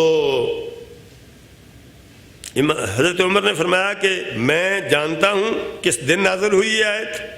یہ عرفہ کے دن، اس دن جمعہ تھا، اس دن نازل ہوئی. آگے وہ فنی سی بات ہے. امام صاحب نے بتایا کہ سفیان نے مصر سے سنا، مصر نے قیس سے سنا، قیس نے طارق سے سنا. وہ چونکہ عن کے ساتھ بیان ہوا تھا، معن روایت کے متعلق امام صاحب نے صراحت کر دی ہے کہ ان کا سماع ثابت ہے. اگلی حدیث، حدثنا یحیی بن بکیر قال حدثنا اللیث عن عقیل عن ابن شہاب اخبرنی انس بن مالک انه سمع عمر الغد حين بايع المسلمون ابا بکر واستوى على منبر رسول الله صلی اللہ علیہ وسلم تشهد قبل ابی بکر فقال اما بعد فاختار الله لرسوله صلی اللہ علیہ وسلم الذي عنده على الذي عندكم وهذا الكتاب الذي هدى الله به رسولكم فخذوا به تهتدوا وانما هدى الله به رسوله. حضرت انس رضی اللہ تعالیٰ عنہ نے بیان کیا کہ انہوں نے حضرت عمر رضی اللہ تعالیٰ عنہ کو سنا جس دن مسلمانوں نے حضرت ابوبکر صدیق رضی اللہ تعالیٰ عنہ کے ہاتھ پر، جس صبح مسلمانوں نے حضرت ابوبکر صدیق کے ہاتھ پر بیعت کی، اس دن حضرت عمر رضی اللہ تعالیٰ عنہ نے خطبہ دیا. بیعت حضرت ابوبکر صدیق کی ہوئی، حضرت عمر نے خطبہ ارشاد فرمایا. منبر پر کھڑے ہوئے اور خطبہ کیا دیا؟ حضرت ابوبکر سے پہلے، خلیفۃ المسلمین کے خطبہ سے پہلے تشہد قبل ابی بکر، اور بتایا اما بعد اختار اللہ لرسولہ صلی اللہ علیہ وسلم الذی عنده علی الذی عندکم. اللہ رب العزت نے اپنے رسول کے لیے اپنے پاس جو نعمتیں ہیں ان کو پسند کر لیا ہے اس پر جو تمہارے پاس ہے. اللہ کے رسول پہلے تمہارے پاس رہتے تھے، اب اللہ تعالیٰ نے ان کو اپنے پاس بلا لیا ہے. تمہارے پاس رہنے کی بجائے اللہ نے ان کو اپنے پاس رہنے کے لیے بلا لیا ہے. نبی صلی اللہ علیہ وسلم کے جانے کے بعد مسائل تو بہت ہیں. نبی صلی اللہ علیہ وسلم دین سکھاتے تھے، نبی صلی اللہ علیہ وسلم طریقے زندگی سکھاتے تھے. آپ اسوہ حسنہ تھا. جب کسی سوال کی ضرورت ہوتی تھی نبی صلی اللہ علیہ وسلم سے جا کے پوچھ لیتے تھے. جب کوئی مسئلہ پیدا ہوتا تھا نبی صلی اللہ علیہ وسلم سے ہدایت حاصل کرتے تھے. اب کیا کرنا ہے؟ اس کے لیے حضرت عمر رضی اللہ تعالیٰ عنہ نے خطبہ دیا. اللہ کے رسول دنیا سے جا چکے. وَهَذَا الْكِتَابُ الَّذِي هَدَى اللَّهُ بِهِ رَسُولَكُمْ، یہ کتاب ہے جس کے ذریعے اللہ تعالیٰ نے تمہارے رسول کو سیدھی راہ دکھائی. نبی صلی اللہ علیہ وسلم کو نبوت کس طرح ملی؟ قرآن کریم کی بدولت. صراط مستقیم کیسے ملا؟ قرآن کریم کی بدولت. زندگی میں دستور حیات کیسے ملا، آپ کی زندگی اسوہ حسنہ کیسے بنی قرآن مجید کی روشنی میں، فرمایا یہ کتاب ہمارے پاس موجود ہے۔ اللہ تعالیٰ نے نبی صلی اللہ علیہ وسلم کو اس سے ذریعے ہدایت دی تھی، فَخُذُوا بِهِ تَهْتَدُوا، تم بھی اس کتاب کو مضبوطی سے تھام لو، تم بھی ہدایت پالو گے۔ وَإِنَّمَا هَدَى اللَّهُ بِهِ رَسُولَكُمْ، رسولہ، اللہ تعالیٰ نے بھی اسی کے ذریعے اپنے نبی اور اپنے رسول کو ہدایت دی تھی۔ جس راستے پر نبی صلی اللہ علیہ وسلم چلتے رہے، قرآن کی روشنی میں چلتے رہے، تم بھی قرآن کی روشنی میں چلو گے تو اسی راستے پر چلو گے جس راستے پر نبی صلی اللہ علیہ وسلم چلے تھے۔ الغدا سے مراد اس حدیث میں من یوم وفات ہی، جس نبی صلی اللہ علیہ وسلم فوت ہوئے اور ابوبکر صدیق کی بیعت ہوئی، اس دن کی بات ہو رہی ہے۔ تو پہلی میں بتا دیا کہ کتاب کامل ہے، اسلام کی بنیاد قرآن حکیم ہے، قرآن دین کو اللہ نے مکمل کر دیا ہے۔ دوسری روایت میں حضرت عمر کی زبان سے بتا دیا کہ آیت کو حضرت عمر نے کس طرح سمجھا، قرآن کو سمجھنے کا طریقہ کیا ہوا، جیسے صحابہ اکرام سمجھے ویسے ہم سمجھیں گے۔ دلیل کیا ہے، حضرت عمر کا پیش کر دیا کہ حضرت عمر نے بتایا کہ قرآن کریم کے ذریعے اللہ نے اپنے نبی کو ہدایت دی تھی، تم بھی قرآن کریم کو تھامے رکھو گے کہ تمہیں ہدایت مل جائے گی۔ قرآن کریم کامل کتاب اور قرآن کریم ہدایت کامل، قرآن کریم ہی نبی صلی اللہ علیہ وسلم کا ہادی اور رہنما تھا، قرآن کریم ہی ہمارا ہادی اور رہنما ہے۔ گویا کہ قرآن کریم کی آیت کا مقام و مرتبہ بھی حضرت عمر کو معلوم تھا، اس کا معنی و مفہوم بھی معلوم تھا، اس کے روشنی میں قرآن کی کیا قیمت اور کیا اہمیت ہے یہ بھی حضرت عمر رضی اللہ تعالیٰ عنہ نے بتا دی عامت المسلمین کو جمع کر کے۔ اور کسی نے حضرت عمر سے اختلاف بھی نہیں کیا کہ آپ صحیح نہیں کہہ رہے، یہ ایک مکمل کتاب نہیں ہے، اس کے ذریعے کام نہیں چل سکتا۔ یہ کہ سارے صحابہ اکرام نے اتفاق کر لیا کہ اسلام کامل دین ہے، قرآن کریم کامل کتاب ہے، قرآن کریم کو تھامے رکھو گے تو دین اسلام پر صحیح طریقے سے چلتے رہو گے۔ گویا کہ امام صاحب نے بتا دیا کہ میرا طریقہ کار قرآن کریم ہے، اور قرآن کریم کو جیسے صحابہ نے سمجھا ویسے ہی میں سمجھنے کی کوشش کروں گا، ان کے فہم کی روشنی میں قرآن کریم کو سمجھوں۔ تیسری روایت، حدثنا موسى بن اسماعیل قال حدثنا وهيب عن خالد عن عكرمة عن ابن عباس رضی اللہ تعالی عنہما قال ضمني إليه النبي صلی اللہ علیہ وسلم وقال اللهم علمه الكتاب۔ حضرت ابن عباس رضی اللہ تعالیٰ عنہ بتاتے ہیں کہ نبی صلی اللہ علیہ وسلم نے مجھے پکڑا اور مجھے اپنے سینے سے لگایا، جیپا، مجھے اپنے سینے سے لگایا، اور ساتھ ہی اللہ تعالیٰ سے دعا کی اللہم علمہ الکتاب، اے اللہ اس کو قرآن کریم سکھا دے۔ اس کا مطلب کیا ہوا کہ نبی صلی اللہ علیہ وسلم نے حضرت ابن عباس کے لیے دعا کی کہ اللہ اسے قرآن سکھا دے۔ اس کا مطلب یہ ہے کہ کوئی آدمی صرف ترجمہ پڑھ کے کہے کہ اب میں عالم کتاب ہو گیا ہوں بس کافی ہے، نہیں، کچھ تعلیم کتاب کچھ اور ہے، کتاب کچھ اور ہے، تعلیم کتاب کچھ اور ہے۔ تعلیم کتاب کے لیے اللہ تعالیٰ سے نبی صلی اللہ علیہ وسلم نے حضرت ابن عباس کے لیے دعا کی، اور یہ دعا ساری امت کے لیے ہے، اور ساری امت کو اللہ تعالیٰ نے تعلیم کتاب دے رکھی ہے۔ تو صرف اس کے لفظ کافی نہیں ہے، اس کا معنی اور مفہوم بھی ہے۔ اس لیے تو اللہ تعالیٰ نے بار بار کہا افلا تعقلون افلا یعقلون افلا یتدبرون القرآن ام علی قلوب اقفالها، اور قرآن میں وہاں بھی یہ کہ یتلو علیہم آیاتہ، قرآن ان کو پڑھ کے بھی سکھاتا ہے۔ وہ عرب تھے، ابوبکر عمر عثمان عربی سمجھتے تھے۔ اگر تعلیم کتاب کوئی تلاوت کتاب سے الگ نہ ہوتی تو تلاوت کے ساتھ سے تعلیم کتاب کا ذکر نہ ہوتا۔ صحابہ کو تو کوئی ضرورت نہیں تھی، وہ تو عربی تھے، انہوں کو گرامر پڑھنی تھی۔ اس کا مطلب یہ ہے کہ تلاوت آیات اور ہے، تعلیم کتاب اور ہے۔ وہ تعلیم کتاب کیا ہے؟ وہ سنت رسول اللہ ہے، اور اس کا فہم ہے، اس کی سوچیں ہیں جو اہل علم کو اللہ رب العزت کی طرف سے خاص عطیہ اور عنایت ہوتی ہے، جیسا کہ نبی صلی اللہ علیہ وسلم نے ابن عباس کے لیے دعا کی کہ اللہ اس کو کتاب کا علم سکھا دے۔ یعنی قرآن کریم موجود، کتاب ہدایت، لیکن ہر آدمی اپنی مرضی سے پڑھ کر اس سے کوئی مطلب نہیں اخذ کر سکتا۔ یہ کوئی تقاضا کرتی ہے توجہ کا، سیکھنے کا، سمجھنے کا، اور اس میں فہم حاصل کرنے کا۔ صحابہ کرام بھی حضرت ابن عباس کے فہم پر اعتماد کرتے تھے، حضرت عمر بھی اعتماد کرتے تھے۔ آپ حیران ہوں گے کہ نبی صلی اللہ علیہ وسلم نے وفات پائی تو حضرت ابن عباس کی عمر 13 سال کے قریب تھی۔ کوئی سوچ سکتا ہے کہ یہ شخص جس کو ساری دنیا جانتی ہے اس کی عمر 13 سال ہو، 13 سال میں نبی صلی اللہ علیہ وسلم نے اتنا کچھ سیکھ لیا۔ پھر اس کے بعد صحابہ کرام سے سیکھا، علم کتاب اکٹھا کیا۔ امت اب حضرت ابن عباس کو ترجمان القرآن کہتی ہے۔ قرآن کریم کے ترجمان حضرت ابن عباس رضی اللہ تعالیٰ عنہ صحابہ کرام میں ایک اونچا مقام رکھتے ہیں۔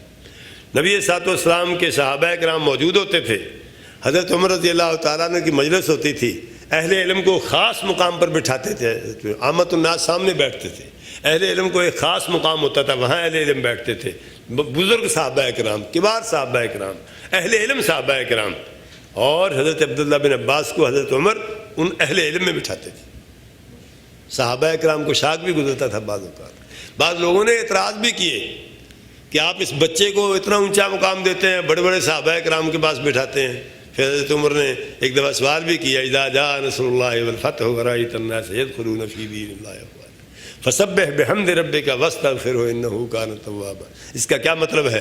حضرت ابن عباس نے بتایا کہ اس کا مطلب نبی صلی اللہ علیہ وسلم کی وفات کی خبر دی جا رہی ہے۔ دیکھا اس بچے نے کتنا سمجھ لیا ہے۔ تو یہ حضرت عبداللہ بن عباس رضی اللہ تعالیٰ عنہ کے لیے نبی صلی اللہ علیہ وسلم کی خاص دعا تھی۔ تو تعلیم کتاب کے لیے ابن عباس مرجع کی حیثیت رکھتے تھے۔ امام صاحب رحمۃ اللہ علیہ یہ بتانا چاہتے ہیں کہ قرآن کریم کی تعلیم بھی اہمیت کی حامل ہے۔ اس سے استدلال، اس کو بنیاد بنانا، اس کو کتاب ہدایت سمجھنا، پھر اس کو سمجھنے کے لیے تعلیم کتاب پر توجہ دینا، یہ میرا طریقہ کار ہوگا اس کتاب کے اندر۔ تیسری حدیث میں انہوں نے بتایا، حدثنا عبداللہ بن صباح قال حدثنا معتمر قال سمعت عوفا ان ابا المنهال حدثه انه سمع ابا برزة قال ان الله يغنيكم او نعشكم بالاسلام وبمحمد صلى الله عليه وسلم قال ابو عبد الله وقع هنا يغنيكم وانما هو نعشكم ينظر في اصل كتاب الاعتصام۔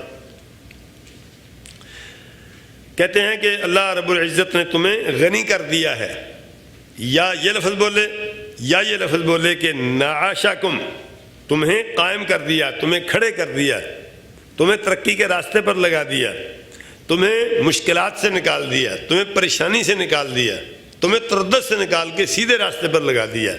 یا یہ ہے کہ تمہیں غنی کر دیا، یعنی تعلیم کے معاملے میں قرآن تمہارے پاس آ گیا، تمہیں کسی اور چیز کی ضرورت نہیں رہی۔ یا یہ کہ تم بہت پست تھے اور تمہیں راہ ہدایت نہیں مل رہی تھی، قرآن کریم کی بدولت اللہ رب العزت نے تمہیں ہدایت کا راستہ دکھا کے تمہیں غنی کر دیا۔ اور دوسری چیز وبی محمد صلی اللہ علیہ وسلم، دو چیزوں سے اللہ رب العزت نے تمہیں ترقی دی، دو چیزوں سے اللہ رب العزت نے تمہیں ہدایت دی، اور دو چیزوں سے اللہ رب العزت نے تمہیں راہ راست پہ لگایا، دو چیزوں سے اللہ رب العزت نے تمہیں غنی کیا۔ وہ دو چیزیں کیا تھیں؟ ایک قرآن حکیم، دوسرے حضرت محمد الرسول اللہ صلی اللہ علیہ وسلم۔ اب حضرت امام بخاری رحمۃ اللہ علیہ دوسری دلیل کی طرف بڑھ رہے ہیں کہ اکیلے قرآن سے بات نہیں بنے گی، جو قرآن لے کر آیا ہے اس کی طرف رجوع کرنا پڑے گا۔ جیسے کتاب اللہ کا مقام ہے، ویسے ہی صاحب کتاب حضرت محمد الرسول اللہ صلی اللہ علیہ وسلم کا مقام ہے۔ جیسے قرآن سے ہدایت ملی، ویسے نبی علیہ السلام سے ہدایت ملی۔ جیسے قرآن کی مطابق تمہیں عزت حاصل ہوئی، ویسے محمد الرسول اللہ صلی اللہ علیہ وسلم کی مقام و مرتبے سے، آپ کی نبوت و رسالت سے تمہیں عزت و احترام ملا ہے۔ اس لیے ایک کو چھوڑ دے گا تو بات نہیں بنے گی۔ رسول اللہ کو چھوڑ کر قرآن سمجھنے کا کوئی طریقہ نہیں ہے۔ امام بخاری رحمۃ اللہ علیہ اپنا اصول بتا رہے ہیں کہ میں کتاب اللہ کو حضرت محمد الرسول اللہ علیہ وسلم سے پڑھوں گا، آپ سے سیکھوں گا، آپ کے فرامین کی روشنی میں قرآن کریم کا جائزہ لوں گا اور اس سے استدلال کروں گا۔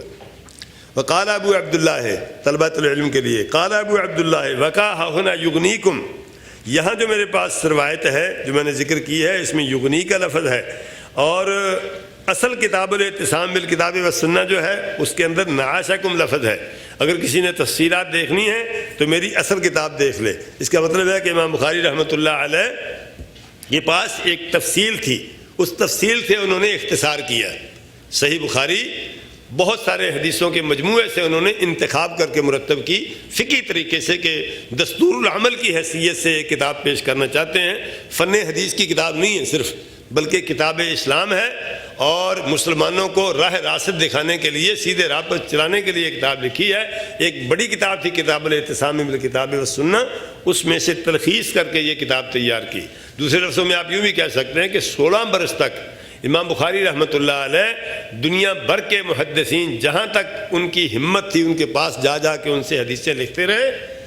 16 برس تک ذخیرہ جمع کرتے رہے، اور 16 برس کے بعد پھر 16 برس ہی اس ذخیرے کی کانٹ چھانٹ کرتے رہے کہ کون سی بات قابل اعتماد ہے، کون سی بات لینی ہے، اس میں سے کون سی بات سے استدلال کرنا ہے، جن سے پڑھا ہے ان میں سے کون ایسا ہے جو قابل اعتماد ہے، کون ایسا ہے جو ناقابل اعتماد ہے۔ پوری محنت کے ساتھ 16 برس نوٹس جمع کیے، اور 16 برس ہی ان نوٹسوں سے یہ کتاب تیار کی، اور اس کی طرف انہوں نے اشارہ کیا۔ ایک بڑی کتاب تھی میری، اس میں سے تلخیص کر کے میں نے یہ چھوٹی کتاب مرتب کی ہے۔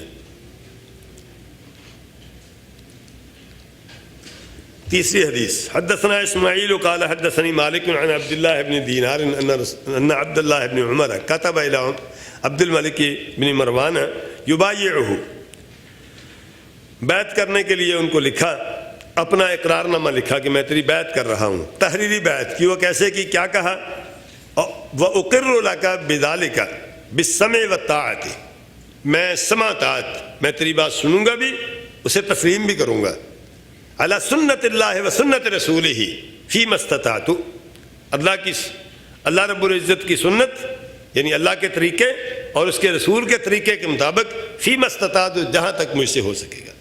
اس کا مطلب یہ ہے کہ کتاب اللہ سنت رسول اللہ اکٹھی رہتی ہیں۔ کسی عالم، کسی خلیفے، کسی امیر، کسی امام کی بات کتاب اللہ سنت رسول اللہ کی روشنی میں دیکھی جائے گی، جہاں تک اس کے مطابق ہوگی تسلیم کی جائے گی، جہاں اس کے مطابق نہیں ہوگی تسلیم نہیں کی جائے گی۔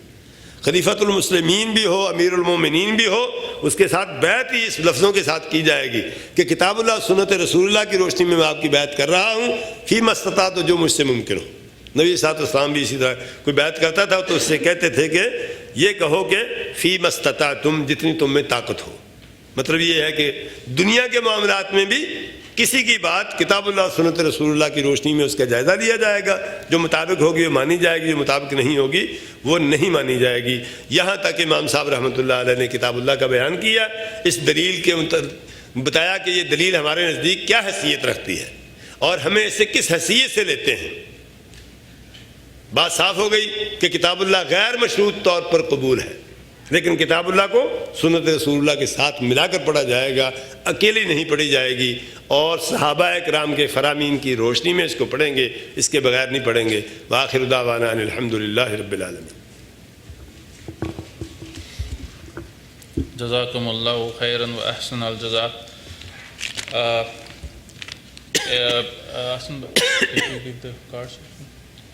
اب یہ بھی آپ کو کارڈ جو ہے وہ دینے لگے ہیں سوال و جواب کے لیے، لیکن احادیث کا مجموعہ کیسے ہوا، کس نے کیا، اور جن جن حضرات نے کیا ان کا بعد کی احادیث کے مجموعے پر کیا اثر ہوا، اور ان لوگوں کا کیا جواب ہے جو کہ یہ سوال کرتے ہیں کہ یہ احادیث تو بعد میں جمع کی گئی ہیں۔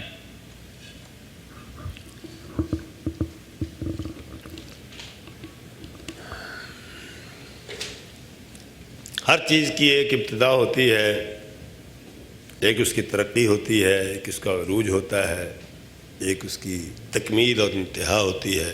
یہ کوئی ایسی بات نہیں ہے جس پر غور کرنے کی ضرورت ہو۔ قرآن حکیم بذات خود 23 برس میں نازل ہوا ہے۔ 23 برس میں قرآن کریم کے نازل ہونے سے قرآن کریم پر کوئی اثر نہیں پڑا۔ وحی الہی ہے، اللہ کا وعدہ تھا، اللہ نے اس کی تکمیل کر دی۔ نبی علیہ الصلوۃ والسلام جب دنیا سے گئے ہیں، اس وقت قرآن کریم لوگوں کے سینوں میں محفوظ تھا۔ آپ نے سنا ہوگا اور ساری دنیا جانتی ہے کہ ابوبکر صدیق رضی اللہ تعالیٰ عنہ نے قرآن کریم جمع کیا۔ حضرت عثمان کو بھی جامع قرآن کہتے ہیں، کوئی شک ہے اس میں؟ نبی صلی اللہ علیہ وسلم کے بعد ابوبکر صدیق کے زمانہ خلافت میں قرآن جمع ہونے کی وجہ سے قرآن کریم پر اعتماد میں کوئی کمی آئی؟ حضرت عثمان نے ایک مصحف تیار کر کے سرکاری طور پر اسے پوری دنیا کے اندر اسلامی قلم رو میں نشر کیا۔ اس سے قرآن کریم کے اعتماد میں کوئی کمی آئی؟ کن لوگوں نے اعتماد نہیں کیا؟ ان لوگوں نے جو ابوبکر صدیق کو مومن نہیں سمجھتے، انہوں نے جو عثمان کو مومن نہیں سمجھتے۔ تو قرآن کریم اگر اتنی مدت بعد جمع ہو کر دنیا میں پھیلا ہے تو اس سے کوئی فرق نہیں پڑا۔ بنیادی طور پر کسی بھی چیز کی حفاظت خاص طور پر دین کی حفاظت، اس کے لیے اصل چیز میں نے جیسے پہلے عرض کیا سینے ہیں. یہ باقی ہر چیز اس کی امداد ہے، تحریر اس کی امداد ہے، تحریر بنیاد نہیں ہے. اگر تحریر بنیاد ہوتی تو قرآن کریم بھی آسمان سے لکھا ہوا آتا ہے. قرآن کریم آسمان سے کیسے آیا ہے؟ جبریل نے آ کے پڑھ کے سنایا نا. لا تحرک به لسانک لتعجل به ان علینا جمعه وقرآنہ فاذا قرأناه فاتبع قرآنہ. نبی صلی اللہ علیہ وسلم کے سینے میں پہلے محفوظ ہوا ہے، اس کے بعد نبی صلی اللہ علیہ وسلم کاتبین وحی کو بلا کر لکھاتے تھے، اور اس کے ایک مدت کے بعد پھر اس کو جمع کیا گیا. لیکن اللہ کے فضل سے اس طریقہ کار کی وجہ سے قرآن کریم میں کوئی کسی قسم کا کوئی حرف کمی بیشی نہیں آئی. ویسے بھی حضرت موسیٰ علیہ السلام کو تورات کیسے ملی تھی آپ جانتے ہیں یا نہیں؟ تختیوں پر لکھی ہوئی ملی تھی. اس کا کیا حشر ہوا؟ قرآن کریم زبانی ملا، محفوظ ہے. تورات لکھی ہوئی ملی، غیر محفوظ ہے. تجعلونہ قراطیس تبدونہا وتخفون کثیرا قرآن مجید میں بھی ہے کہ تم نے اس کو کاغذوں میں لکھا ہوا ہے. لکھی ہوئی ملی تھی وہ غیر محفوظ ہے، جو زبانی ملی تھی وہ محفوظ ہے. اصل بنیاد دماغ اور دل ہے، پہلے اس میں محفوظ ہوتا ہے. تو حدیث رسول اللہ بھی صحابہ کرام اس کو اپنے سینوں میں محفوظ رکھتے تھے، دماغوں میں محفوظ رکھتے تھے. کچھ لوگ لکھتے بھی تھے جن کو اللہ نے توفیق دے رکھی تھی، لیکن بنیاد یادداشت تھی. اس کا بہت زیادہ اہتمام کیا جاتا تھا. نبی صلی اللہ علیہ وسلم کے زمانے میں خود نبی صلی اللہ علیہ وسلم کا لکھانا بھی ثابت ہے. ساری حدیثیں نہیں لیکن نبی صلی اللہ علیہ وسلم کا لکھانا ثابت ہے. نبی صلی اللہ علیہ وسلم کے زمانے میں لوگوں نے صحیفے بھی لکھے ہوئے تھے. حضرت عبداللہ بن عمر بن عاص کا صحیفہ صحیفۃ الصادقہ کے نام سے معروف ہے، انہوں نے لکھا ہوا تھا. حضرت ابو ہریرہ رضی اللہ تعالیٰ عنہ کا صحیفہ بھی موجود تھا. حضرت ابو ہریرہ رضی اللہ تعالیٰ عنہ نے اپنا صحیفہ جو لکھا ہوا تھا اس کی تلخیص اپنے ایک یمنی شاگرد وہب کو لکھائی. انہوں نے اپنے شاگرد معمر کو وہی صحیفہ دیا. وہی صحیفہ معمر بن راشد سے عبد الرزاق بن حمام نے نقل کیا، اور عبد الرزاق بن حمام تبا تابی ہیں. تبا تابی کتنا فاصلہ ہے، ایک تابی درمیان میں ہے نا. صحابہ اکرام کی روایتیں، اتنی بڑی کتاب مصنف عبد الرزاق تبا تابعین کے زمانے میں جمع ہو چکی تھی. وہ اور انہیں آسمان سے نہیں لی تھی، تابعین سے مل کر لی تھی. تابعین نے، جیسا کہ میں نے عرض کیا کہ حضرت عبداللہ بن عباس ان کو ترجمان القرآن کہا جاتا ہے، اور احادیث روایت کرنے والے جو 7 بڑے صحابہ کرام ہیں جن کی روایتیں بہت زیادہ ہیں، ان میں ان کا شمار ہوتا ہے. انہوں نے براہ راست نبی صاحب سے بھی روایتیں لی، صحابہ کرام سے بھی روایتیں لی. تو صحیفے بھی موجود تھے پہلے دور میں، ان کو بعد میں جمع کیا گیا اور سینوں کے اندر بھی محفوظ تھی. آج اگر کوئی شخص یہ کہے کہ میرے پاس تو سی ڈی ہے، تیرے پاس کیا ہے، تو جواب میں کہیں گے میرے پاس یہ کتابیں پڑھی ہیں، مگر کتابوں کی کیا حیثیت ہے، کیسے اس میں تلاش کریں گے آپ کی؟ یہ بھی کوئی طریقہ ہے، یہ تو پرانا طریقہ ہو چکا ہے. کوئی شک نہیں پرانا طریقہ ہے، لیکن آج کی سی ڈی کا متبادل کل کتابیں تھیں، اور جب کتابیں نہیں تھیں ان کا متبادل سینے تھے، انسان ہوتے تھے. آج اگر کوئی بات آپ کہیں لکھتے ہیں، کسی کو حوالہ دیتے ہیں، تو کیا کہتے ہیں کہ یہ بخاری شریف میں لکھی ہوئی ہے، مسلم شریف میں لکھی ہوئی ہے. سوال یہ بتا رہا ہے کہ یہ بخاری شریف کس کا حوالہ، کس کتاب کا حوالہ دیتے ہیں؟ بخاری حوالہ دیتے ہیں مکی بن ابراہیم کا، بخاری حوالہ دیتے ہیں آمش کا، بخاری حوالہ دیتے ہیں حمیدی کا. ہم کتابوں کا حوالہ دیتے ہیں. اس وقت کتابوں کا متبادل انسان ہوتے تھے، وہ انسانوں کا حوالہ دیتے ہیں. ایمانداری سے بتائیں کتاب مضبوط ہے کہ انسان مضبوط ہے؟ انسان. تو ائمہ حدیث نے جو حوالے دیے ہیں وہ ہمارے حوالوں سے زیادہ مضبوط ہیں. ہم بے وقوفی سے اپنے حوالوں پر تو اعتماد کرتے ہیں اور ائمہ کے حوالوں پر اعتماد نہیں کرتے. اور کتابوں کا معاملہ بھی ہے، میں لکھ دوں تو وہ بھی کتاب بن جاتی ہے، یہ لکھ دے وہ بھی کتاب بن جاتی ہے، وہ لکھ دے وہ بھی کتاب بن جاتی ہے. ائمہ نے تو کھال اتاری ہے ان انسانوں کی جن سے روایتیں لی ہیں. نماز روزہ ان کا کیسا تھا، دیانت امانت ان کی کیسی تھی، اللہ اللہ کس طرح کرتے تھے، دماغ ان کا کیسا تھا، یادداشت ان کی کیسی تھی، سوچیں ان کی کیا تھی، ایک ایک چیز کو جانچا اور پرکھا ہے. پوری زندگیاں جن لوگوں کی روایتیں ان کتابوں کے اندر موجود ہیں، ان کی پوری زندگیاں کتابوں کے اندر موجود ہیں، کب پیدا ہوئے، کہاں پیدا ہوئے، کس کس سے پڑھا، کیا کیا پڑھا، کیا ان کا عقیدہ تھا، کیا ان کا عمل تھا، کہاں پیدا ہوئے، کیا کھاتے پیتے تھے، کس طرح کی گفتگو کرتے تھے، زندگی میں کسی آدمی سے ایک جھوٹ منہ سے نکلا، ائمہ حدیث نے اس کی ساری روایتیں کنڈم کر دیں کہ اس کی بات سننے کے قابل نہیں۔ کسی حدیث کے اندر، روایت کے اندر ایسا راوی آ جائے جس پر تہمت لگ جائے جھوٹ کی، متہم بالکذب کہتے ہیں، یہ نہیں کہ جھوٹ دلائل سے عدالت کے اندر ثابت ہو، تہمت لگ جائے جھوٹ کی، تو اس حدیث کو موضوع حدیث کہتے ہیں۔ محدثین کے نزدیک موضوع حدیث بیان کرنا بھی حرام ہے۔ تو یہ اللہ کا دین اللہ کے رسول کے ذریعے ہم تک پہنچا ہے، یہ سونا ہے، اس کے بارے میں سوچنا کہ کسی مرحلے کے اندر اس میں کوئی کمی خرابی آئی ہوگی، سوال ہی پیدا نہیں ہوتا۔ چلیے اور بات کوئی؟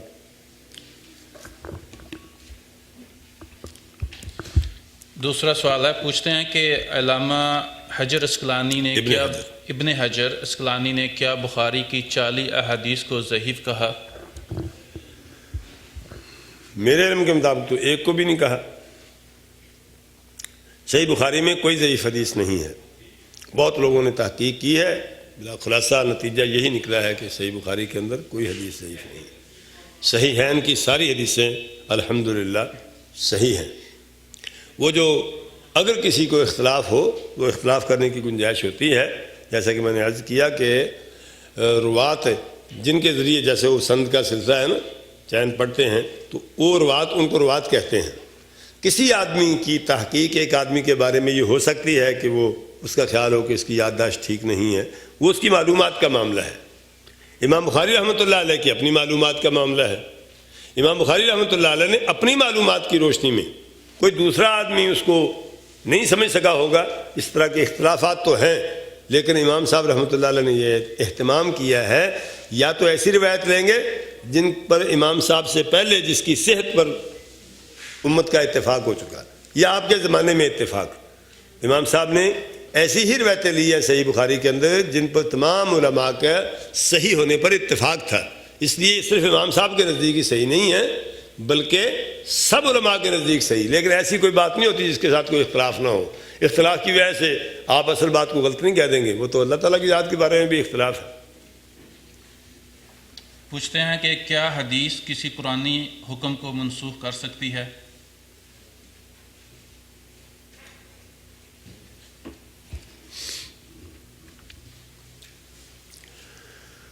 نسخ ایک بڑا وسیع موضوع ہے،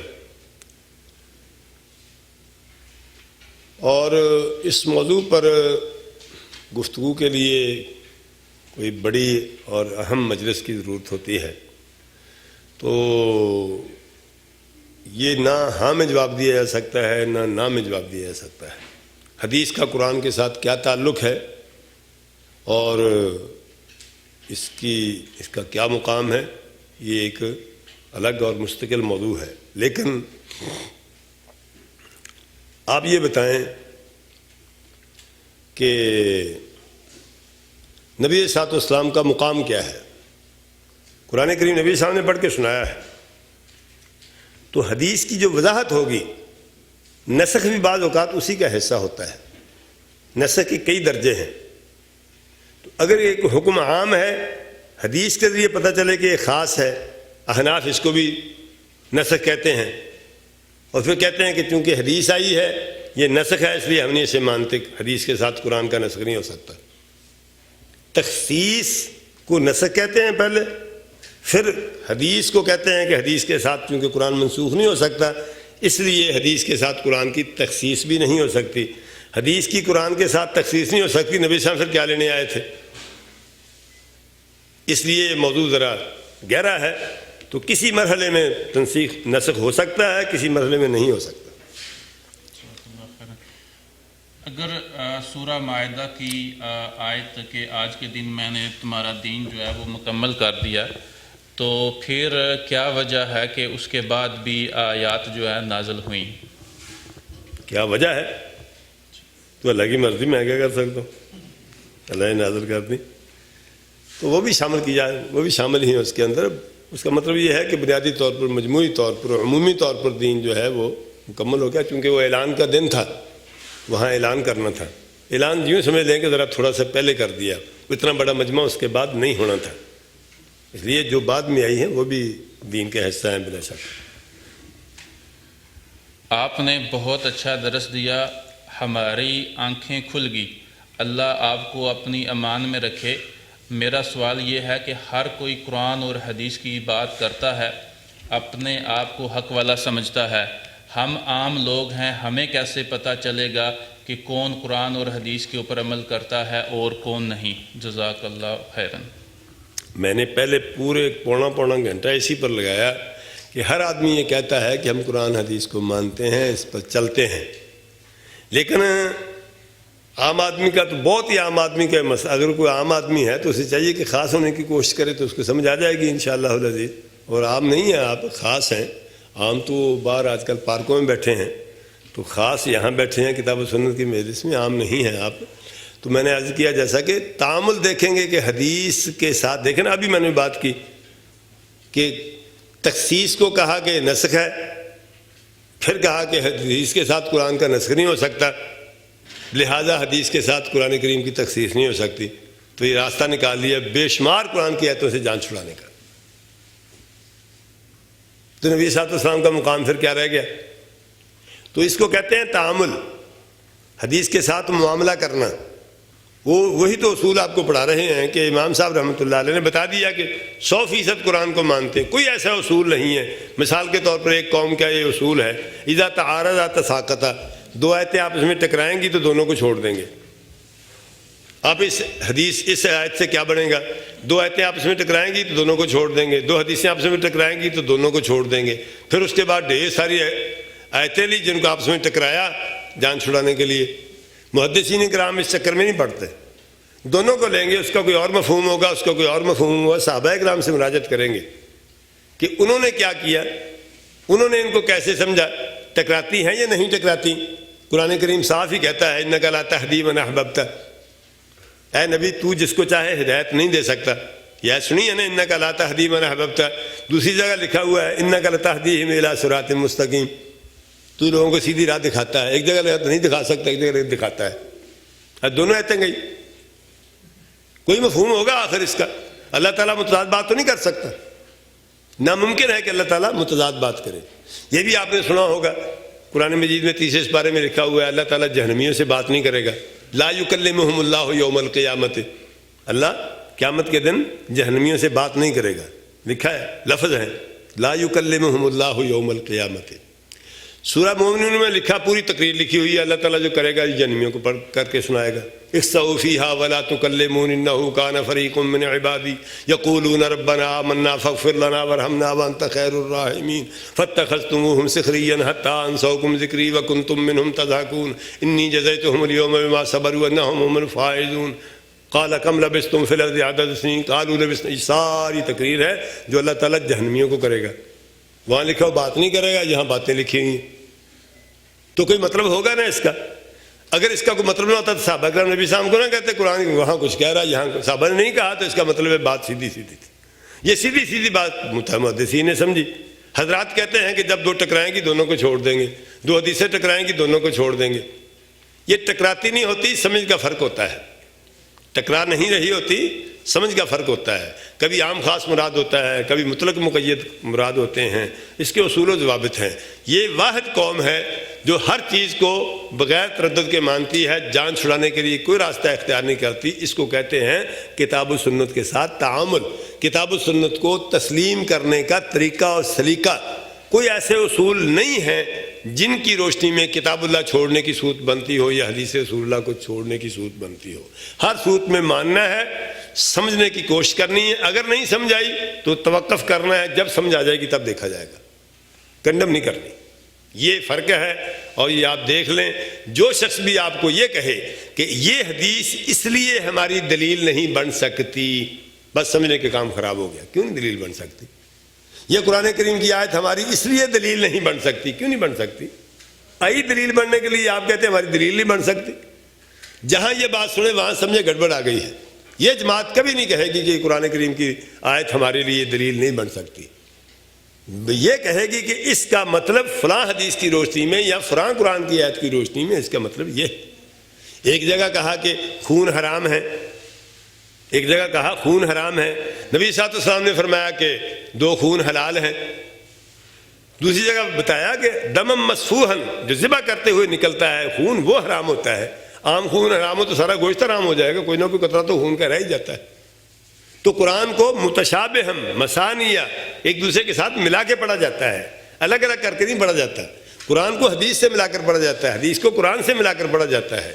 یہ ملانا اور باہم اتفاق پیدا کرنے کی کوشش کرنا یہ محدثین کا مسلک ہے. اللہ اس کے رسول کی باہم لڑائی کرانا، کتاب و سنت کو آپس میں ٹکرانا یہ دوسرے لوگوں کا کام ہے. تو جو بھی وہ کام کر رہا ہے وہ ہے، جو یہ کام کر رہا ہے یہ ہے. اس کو سمجھنا کوئی مشکل نہیں ہے اللہ کے فضل سے. جزاک اللہ. کیا بخاری کی ساری احادیث صحیح ہیں اسناد کے ساتھ، اور کیا اس میں حسن اور ضعیف درجے کی بھی احادیث ہیں؟ اس کا جواب اس سے پہلے آ گیا ہے. صحیح بخاری جو ہے نا اس کے 3 حصے ہیں. ایک حصہ تو امام بخاری رحمۃ اللہ علیہ کے استدلالات ہیں. امام صاحب نے بتایا کہ یہ مسئلہ اس کا یہ جواب ہے، یہ امام بخاری رحمۃ اللہ علیہ کی بات ہوگی. اگر کہ وہ حدیث نہیں ہے اس سے آپ اختلاف کر سکتے ہیں، کیا گیا بھی ہے، بے شمار مسائل میں اختلاف کیا گیا ہے. اس کا یہ مطلب نہیں ہوتا کہ اس دلیل کو رد رہے. اس کا مطلب یہ ہوتا کہ امام بخاری رحمۃ اللہ علیہ نے اس آیت سے اس حدیث سے یہ مطلب سمجھا ہے. میں ان سے اس مطلب کو سمجھنے سے اتفاق نہیں کرتا، بلکہ میں فلاں امام سے اتفاق کرتا ہوں، انہوں نے اس حدیث سے اس آیت سے یہ مطلب سمجھا ہے، میں ان سے اتفاق کرتا ہوں، کوئی حرج نہیں ہے. لیکن ہے یہ بھی بخاری شریف میں. اس کے بعد امام بخاری رحمۃ اللہ علیہ کا صحیح بخاری کے اندر ایک حصہ ہے روایات کا جو سند کے ساتھ مرفوع ہے، نبی صلی اللہ علیہ وسلم تک پہنچتا ہے. اس حصے میں کوئی ضعیف حدیث نہیں ہے، کوئی حسن حدیث نہیں ہے. وہ کیوں نہیں ہے یہ ایک مستقل کہانی ہے. کل اگر آپ نے یاد ضرورت ہوئی تو بتا دینا، 1 پونا گھنٹہ لگے گا اس پر، پھر میں کہنا بتایا نہیں تھا. تو وہ ایک الگ موضوع ہے کہ امام بخاری نے طریقہ کار ہی ایسا اختیار کیا ہے کہ امام صاحب کے پاس بخاری میں حسن حدیث آنے کا طریقہ کوئی نہیں ہے، آ ہی نہیں سکتی. وہ ایک انہوں نے اصول بنایا ہے اپنی کتاب کے لیے، اس کی روشنی میں حسن حدیث آ ہی نہیں سکتی بخاری شریف کے اندر. یہ ہے ٹیکسٹ بخاری شریف کا. ایک ہے بعض اوقات امام بخاری رحمۃ اللہ علیہ ایک بات کرنا چاہتے ہیں، بات وہ بھی حدیث کی روشنی میں کرنا چاہتے ہیں. وہ حدیث جس کی روشنی میں بات کرنا چاہتے ہیں وہ بخاری شریف کے ٹیکسٹ کے مطابق معیار پر پوری نہیں اتر رہی ہوتی. اس کو امام صاحب کہتے ہیں، اس کو تعلیقاً ذکر کرتے، سند کے ساتھ ذکر کرتے. ان میں آپ کو مل جائیں گی حسن درجے کی روایتیں. وہ معلقات ہیں، اس کو اصل بخاری شریف کا حصہ نہیں سمجھا جاتا. جب کہا جاتا ہے نا بخاری کی ساری روایتیں صحیح ہیں، اس سے مراد ہوتی ہے جن کی سند ہے وہ مراد ہے. سند والی کوئی روایت بخاری شریف کے اندر حسن درجے کی نہیں ہے، ساری صحیح درجے کی ہیں. یہ 3 حصے ہیں بخاری شریف کے. جب بات کی جاتی ہے تو اس کا وہ مطلب ہوتا ہے، وہ اہل علم اس کو بہت اچھی طرح جانتے ہیں. بہرحال یہ ایک کتاب ہے جو ایک انسان نے مرتب کی ہے اور اس نے اس سے استدلالات بھی کیے ہیں، تو اس کو اسی حوالے سے لیتے ہیں. جب ہم کہتے ہیں کہ بخاری کی ساری روایتیں صحیح ہیں تو وہ روایتیں جو سند کے ساتھ آئی ہیں وہ صحیح ہیں. آپ کیا کہتے ہیں ان لوگوں کے بارے میں جو یہ کہتے ہیں کہ قرآن کو اکٹھا کرنا بھی بدعت ہے، اور یہ بھی کہتے ہیں کہ اللہ کے نبی علیہ الصلوۃ والسلام نے اس کو اکٹھا کرنے کے بارے میں کوئی حدیث میں کسی قسم کا کوئی اشارہ نہیں دیا؟ جی ہاں. اچھا، یہ بدعت ہے تو یہ اس بدعت کا ارتکاب کس نے کیا؟ ابوبکر صدیق نے. تو بدعتی جہنمی ہوتا ہے، نعوذ باللہ من ذالک. اس کا مطلب ہم یہ کہتے ہیں کہ ابوبکر صدیق نعوذ باللہ من ذالک جہنمی ہے. اگر یہ بدعت ہے، ابوبکر صدیق بدعت کرتے ہیں، عمر بدعت کرتے ہیں، عثمان کرتے ہیں، تو پھر ہم بھی بدعتی ہیں. اس بدعت سے ہم نہیں بچ سکتے، نہ بچنے کی کوئی ضرورت ہے. باقی رہ گیا کہ نبی صلی اللہ علیہ وسلم نے کسی حدیث میں اس کے متعلق نہیں کہا یا نہیں کیا، یہ نہیں کیا، وہ نہیں کیا. بات یہ 2 باتیں ہیں. ایک بات تو یہ ہے کہ نبی علیہ الصلوۃ والسلام جبریل علیہ الصلوۃ والسلام کے ساتھ قرآن کا دور کرتے تھے یا نہیں کرتے تھے؟ یہ حدیثوں میں آیا ہے یا نہیں آیا؟ نبی صاحب نماز میں قرآن پڑھتے تھے یا نہیں پڑھتے تھے؟ صحابہ اکرام میں کوئی حافظ تھا نبی صاحب کے زمانے میں کہ نہیں تھا؟ نبی صاحب نے زندگی کے آخری رمضان میں جبریل علیہ السلام سے 2 بار دور کیا کہ نہیں کیا؟ وہ کس قرآن کا کیا تھا؟ جمع نہیں تھا، دور کیسے کیا؟ وہ سینوں کے اندر پہلے سے جمع تھا، سینوں کے اندر جو جمع تھا اس کو لکھ لینے سے کون سی بدعت ہو گئی؟ اگر یہ بدعت ہے تو یہ ساری سیڑھیاں بدعت ہیں، ساری دنیا جنمی ہے۔ پھر کتابوں سے سیڑھی میں جانے سے بدعت نہیں ہوتی، سینے سے کتاب میں آنے سے بدعت ہو جاتی ہے۔ جو بات آپ زبان سے کرتے ہیں اس کو لکھ رہے تو بدعت ہو جائے گی۔ قرآن کریم نبی صاحب نے پڑھ کے سنایا، نبی صلی اللہ علیہ وسلم کے سامنے پڑھا گیا۔ حضرت عثمان حافظ تھے، حضرت علی حافظ تھے، صحابہ کرام میں اور بھی بڑے حافظ تھے، 70 قراء مارے گئے تھے، وہ حافظ تھے۔ وہ کس چیز کے حافظ تھے؟ ایک بات۔ دوسری بات، چلیے دوسرے طریقے سے لے لیں کہ حدیث میں نہیں آیا، حدیث میں نہیں آیا تو قرآن میں آیا ہے۔ قرآن میں کیا آیا ہے؟ لا تحرک بہ لسانک، زبان نہ ہلایا کرو، لتعجل بہ، تاکہ جلدی جلدی اس کو یاد کر لیں۔ ان علینا جمعہ، قرآن کو جمع کرنا ہماری ذمہ داری ہے۔ یہ پڑھا سنا کہ نہیں؟ یہ حدیث نہیں ہے، آیت ہے قرآن کریم کی، ان علینا جمعہ، اس کو جمع کرنا ہماری ذمہ داری ہے۔ وہ کیسے جمع کرنا تھا، اللہ نے کہاں جمع کرنا تھا، یہ اس کا کام ہے، ہم نے تو نہیں کوئی اللہ تعالیٰ کو ہدایات دینی تھی تو نے اس طرح جمع کرنا تھا، اس نے جمع کیا ہے۔ اگر یہ وہ نہیں ہے جو اللہ نے جمع کیا تو بتائیں پھر اللہ کا جمع کیا ہوا کہاں ہے؟ قرآن میں اللہ نے یہ کہا کہ ہم نے جمع کرنا ہے قرآن کو، تو اللہ کا جمع کیا ہوا کہاں ہے؟ اگر یہ نہیں ہے تو اگر کوئی اور مل جائے تو یہ چھوڑ دیں گے، پھر وہ اللہ والا لے لیں گے۔ ہمارے خیال میں یہ اللہ والا ہے۔ واللہ اعلم بالصواب۔ سمجھ آ گئی بات کی؟ عقیدہ کیا ہے، مختصر تعریف بتا دیں۔ اچھا، یہ تو ایسے جیسے کہ بندہ کہ قرآن میں کیا لکھا ہے اختصار سے بتا دیں۔ ہاں جی، ہاں جی۔ عقیدہ گرہ کو کہتے ہیں۔ ایک ہوتا ہے وہم، اس وہم کے بعد ہوتا ہے وسوسہ۔ سنا ہے نا وسوسے کا نام؟ وسوسے کے بعد ہوتا ہے ظن، ظن کے بعد ہوتا ہے ظن غالب، ظن کے غالب کے بعد ہوتا ہے علم، علم نظری، علم نظری کے بعد ہوتا ہے علم یقینی، علم یقینی کے بعد ہوتا ہے علم ضروری، علم ضروری کے بعد دل اور دماغ کے اندر گرہ بٹھا لی جائے نا کہ اب اس کے متعلق کسی سے بات نہیں کرنی، آخر پہنچ گئے ہیں، اس کو عقیدہ کہتے ہیں۔ سمجھ گئے بات؟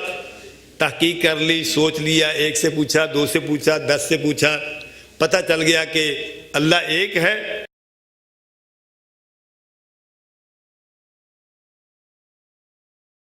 کہ میں نے آج کے بعد اللہ کو ایک ماننا ہے، اس پر غور نہیں ہوگا، اس کے بارے میں کسی سے بات نہیں ہوگی۔ بات ہوگی تو اس لیے ہوگی کہ میں نے اس کو سمجھانا ہے کہ اللہ ایک ہے، سمجھنا نہیں اس سے کہ اللہ ایک ہے یا نہیں ہے، اس کو عقیدہ کہتے ہیں۔ اس کے مقابل عام طور پر نظریہ بولا جاتا ہے۔ لوگ کہتے ہیں نظریہ توحید، توحید نظریہ نہیں ہے۔ نظریہ اس وقت تک ہوتا ہے جب تک وہ زیر نظر ہو۔ نظر کا معنی غور کرنا ہوتا ہے، سوچنا، فکر کرنا ہوتا ہے۔ جب تک اس پر بات چیت ہوتی رہے، غور ہوتا رہے، اس وقت تک نظریہ رہتا ہے۔ جب بات چیت ختم ہو کے گرہ بن جائے تو اس وقت عقیدہ بن جاتا ہے۔ تو جو نمازیں کتنی ہیں؟ 5، یہ عقیدہ ہے۔ اللہ وحدہ لا شریک ہے، یہ عقیدہ ہے۔ توحید نظریہ نہیں ہے، عقیدہ ہے۔ رسالت نظریہ نہیں ہے، عقیدہ ہے۔ محمد رسول اللہ علیہ وسلم کی حقانیت کے بارے میں ہمارا جو یقین ہے یہ نظریہ نہیں ہے، عقیدہ ہے۔ نبی صلی اللہ علیہ وسلم اللہ کے رسول تھے، یہ ایک نظریہ نہیں ہے، یہ ایک عقیدہ ہے۔ کافر کے نزدیک نظریہ ہوگا، مسلمان کے نزدیک عقیدہ ہوگا۔ سمجھ آ گئی ہے یا نہیں؟ الحمدللہ۔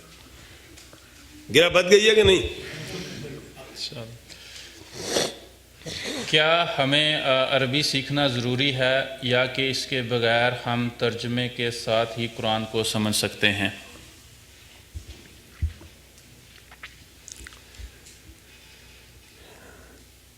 عربی میں کہتے ہیں وسائل کا حکم مقاصد کا ہوتا ہے، جو مقاصد کا حکم ہوتا ہے وہی وسائل کا ہوتا ہے، جو مقصد کا حکم ہوتا ہے وہی وسیلے کا حکم ہوتا ہے۔ نماز پڑھنا فرض ہے یا نہیں؟ فرض ہے۔ گھر سے نکلے بغیر نماز پڑھی جا سکتی ہے، اٹھے بغیر نماز پڑھی جا سکتی ہے، اٹھنا بھی فرض ہو گیا۔ وضو کے بغیر نماز پڑھی جا سکتی ہے، وضو بھی فرض ہو گیا۔ جتنے کام نماز پڑھنے کے لیے کرنے پڑتے ہیں نماز کی وجہ سے وہ سارے فرض ہو جاتے ہیں۔ دین سیکھنے کا کیا حکم ہے؟ جی جواب دیں بھائی، دین سیکھنے کا کیا حکم ہے؟ فرض ہے، واجب ہے کہ دین سیکھنا فرض ہے؟ دین کس زبان میں اترا ہے؟ جو حکم دین سیکھنے کا ہے وہی عربی سیکھنے کا ہے۔ کم از کم یہ سمجھ لیں لا الہ الا اللہ محمد الرسول اللہ پڑھنے سے کیا ہوتا ہے؟ بندہ مسلمان۔ طوطے کو مسلمان کہتے ہیں؟ طوطا بھی لا الہ الا اللہ پڑھ لیتا ہے نا، اس کو مسلمان کہتے ہیں؟ اس نے سمجھا نہیں ہے۔ تو لا الہ الا اللہ محمد رسول اللہ عربی میں ہے، جب تک اس کا معنی نہیں آئے گا اس وقت تک مسلمان نہیں ہو سکتا۔ کسی کو زبردستی پڑھائیں کہ لا الہ الا اللہ محمد رسول اللہ، وہ کہہ لے، اس کو پتہ نہیں اس کا مطلب کیا ہے، تو مسلمان ہو جائے گا۔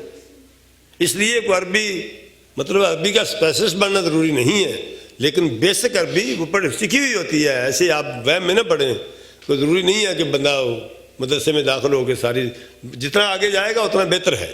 لیکن آپ سب کو پتہ ہے لا الہ الا اللہ کا ترجمہ سب کو آتا ہے، یہی عربی ہے۔ السلام علیکم آپ کہتے ہیں، اس کا پتہ ہونا چاہیے۔ سورہ فاتحہ پر کہتے ہیں، اس کا پتہ ہو۔ جوں آگے بڑھتے جائیں گے جوں تو فائدہ ہو جائے۔ اگر آپ کو عربی نہ آتی ہو تو آپ کبھی اسلام قبول نہ کریں، آتی ہے تو اسلام قبول کیا ہوا ہے۔ اب جتنی زیادہ سیکھتے جائیں گے اتنا اطمینان زیادہ ہوتا جائے گا، جتنا اطمینان بڑھتا جائے گا اللہ پر ایمان بڑھتا جائے گا، جتنا ایمان مضبوط ہوتا جائے گا اتنا دین پر عمل کرنا آسان ہوتا جائے گا، اتنا ہی جنت میں اونچے مقامات ملتے جائیں گے۔ اس لیے اس سوال کا ہاں نہ میں جواب یہ ہے کہ جو دین سیکھنے کا حکم ہے وہی عربی سیکھنے کا حکم ہے۔ پوچھتے ہیں کہ آج تک جتنے پیغمبر آئے وہ عرب دنیا میں ہی تشریف لائے، لیکن جو لوگ مغربی دنیا میں رہتے تھے جن تک کسی بھی پیغمبر کا پیغام نہیں پہنچا، ان کی اسلام کی نظر میں کیا پوزیشن ہے؟ یہ کسی پروگرام میں آپ کو پتہ چلا ہے کہ سارے عالم عرب میں آئے ہیں؟ میرے تو نہیں علم میں یہ بات کہ سارے عالم عرب میں آئے ہیں انبیاء کرام۔ موسیٰ علیہ السلام، یہ یہودیوں کی زبان کیا ہے؟ عبرانی عربی ہے، تو موسیٰ علیہ السلام عربی تھے۔ ابراہیم کا لفظ عربی ہے، اسماعیل کا لفظ عربی ہے۔ یہ سارے لفظ نہیں بتا رہے آپ کو کیا ہے، یہ لفظ بتاتے ہیں۔ یہ غلط بات ہے کہ سارے عالم عرب میں آئے ہیں انبیاء کرام، پوری دنیا میں انبیاء کرام آئے ہیں، پوری دنیا میں انبیاء کرام آئے ہیں، سمجھ گئے بات؟ بلکہ لوگ کہتے ہیں کہ آدم علیہ السلام تو ہندوستان میں آئے تھے، اور یہ بات کوئی اتنی بعید بھی نہیں ہے، ہو سکتا ہے وہاں آئے ہوں۔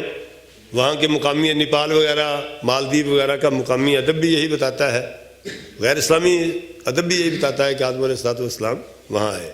تو پوری دنیا میں انبیاء کرام آئے ہیں، لیکن اس کے باوجود پوری دنیا میں جو آئے ہیں مسئلہ تو وہی قائم ہی رہتا ہے کہ اگر واشنگٹن میں کوئی نبی آ گیا ہے، نیو یارک میں نہیں آیا، تو اس کا کیا حکم ہے؟ جو ہر گلی ہر محلے میں تو نہیں آئے گا نا۔ سیدھی سی بات ہے کہ نبی جب آتا ہے تو اس کی تعلیمات، ہر نبی کا ایک دائرہ ہوتا تھا۔ صرف نبی صلی اللہ علیہ وسلم ساری دنیا کے لیے آئے ہیں، باقی کوئی نبی ساری دنیا کے لیے نہیں آیا، اپنے اپنے علاقے کے لیے نبی آتے تھے۔ اگر کوئی ایسا علاقہ ہو جہاں نبی نہ آیا ہو یا جہاں نبی کی تعلیمات نہ پہنچی ہوں، ان کو معاف ہے، وہ توحید کا اقرار کر لیں تو وہ جنت میں چلے جائیں گے۔ قرآن میں لکھا ہوا ہے ما کننا معذبین حتی نبعث رسولا، ہم اس وقت تک عذاب نہیں کرتے جب تک رسول نہ بھیج دیں۔ اگر کسی کے پاس رسول نہیں پہنچا یا رسول کی تعلیمات نہیں پہنچی تو اس کا حساب نہیں ہوگا۔ رسول پہنچے گا تو حساب ہوگا، رسول نہیں پہنچے گا تو ان کی موجیں ہیں جو مرضی کھائیں پئیں، تو وہ تو زیادہ موجوں میں ہیں، خوش قسمت ہے جن کے پاس رسول نہیں پہنچا، جو مرضی کریں اپنی موج سے۔ جی، بروکلن میں ایک مسجد کے امام نے بتایا ہے کہ ایک حدیث ہے کہ اگر بدھ کے روز کوئی مسلمان ناخن اتارے گا تو اس کی شکل تبدیل ہو جائے گی۔ اعوذ باللہ۔ میں نے سوچا شاید کہنے لگے بروکلن میں ایک نبی آیا ہے،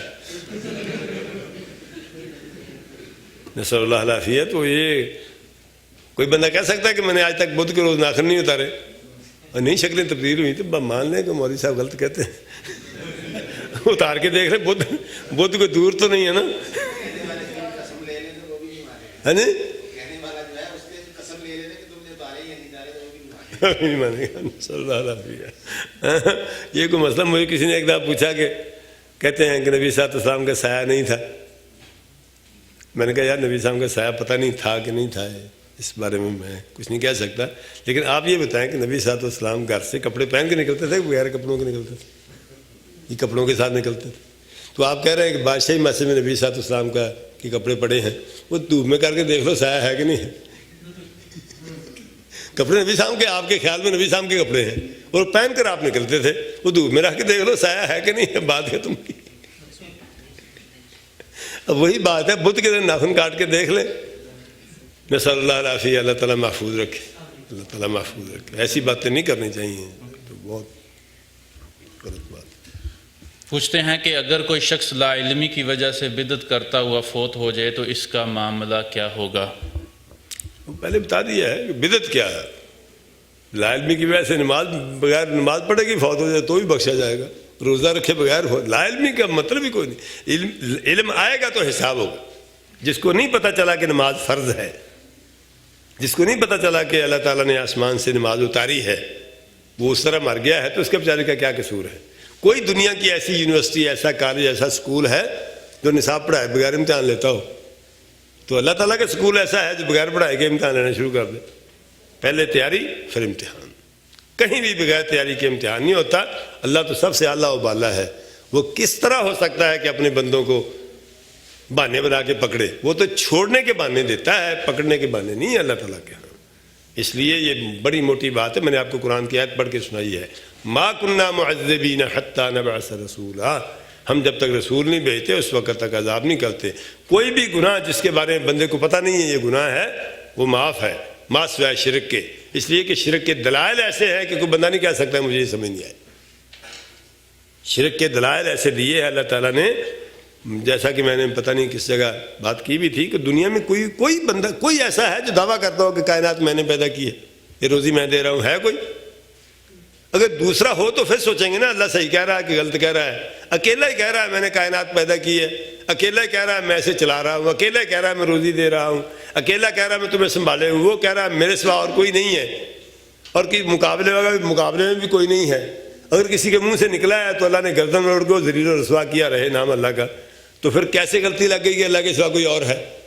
اس کے لیے کسی علم کی ضرورت نہیں ہے. دلائل اللہ نے ایسے دیے ہیں کہ ہم نے آسمان بنایا ہے, ہم نے زمین بنائی ہے, ہم نے روزی دی ہے, ہم نے بارشیں برسائیں, یہ دلائل ہے اللہ کی وحدانیت کی. ان کو سمجھنے کے لیے کسی مولوی سے پوچھنے کی ضرورت ہے؟ جو مسئلہ کسی مولوی سے پوچھنا پڑے اس میں معافی مل جاتی ہے. جو مسئلہ کسی مولوی سے نہ پوچھنا پڑے اس میں معافی نہیں ہے. جو اللہ نے خود بتا دیا سارا کچھ, اس کا حساب دینا پڑے گا. اس کے علاوہ جو علم آتا جائے گا حساب ہوگا, جو علم نہیں ہے وہ معاف ہے. پوچھتے ہیں کہ کیا ہمارے لیے یہ ضروری ہے کہ ہم اپنے اماموں کو ان کی بیعت کریں, یا پھر ہمیں یہاں پر کسی مسجد یا کسی مسلم آرگنائزیشن کا ممبر ہونا ضروری ہے؟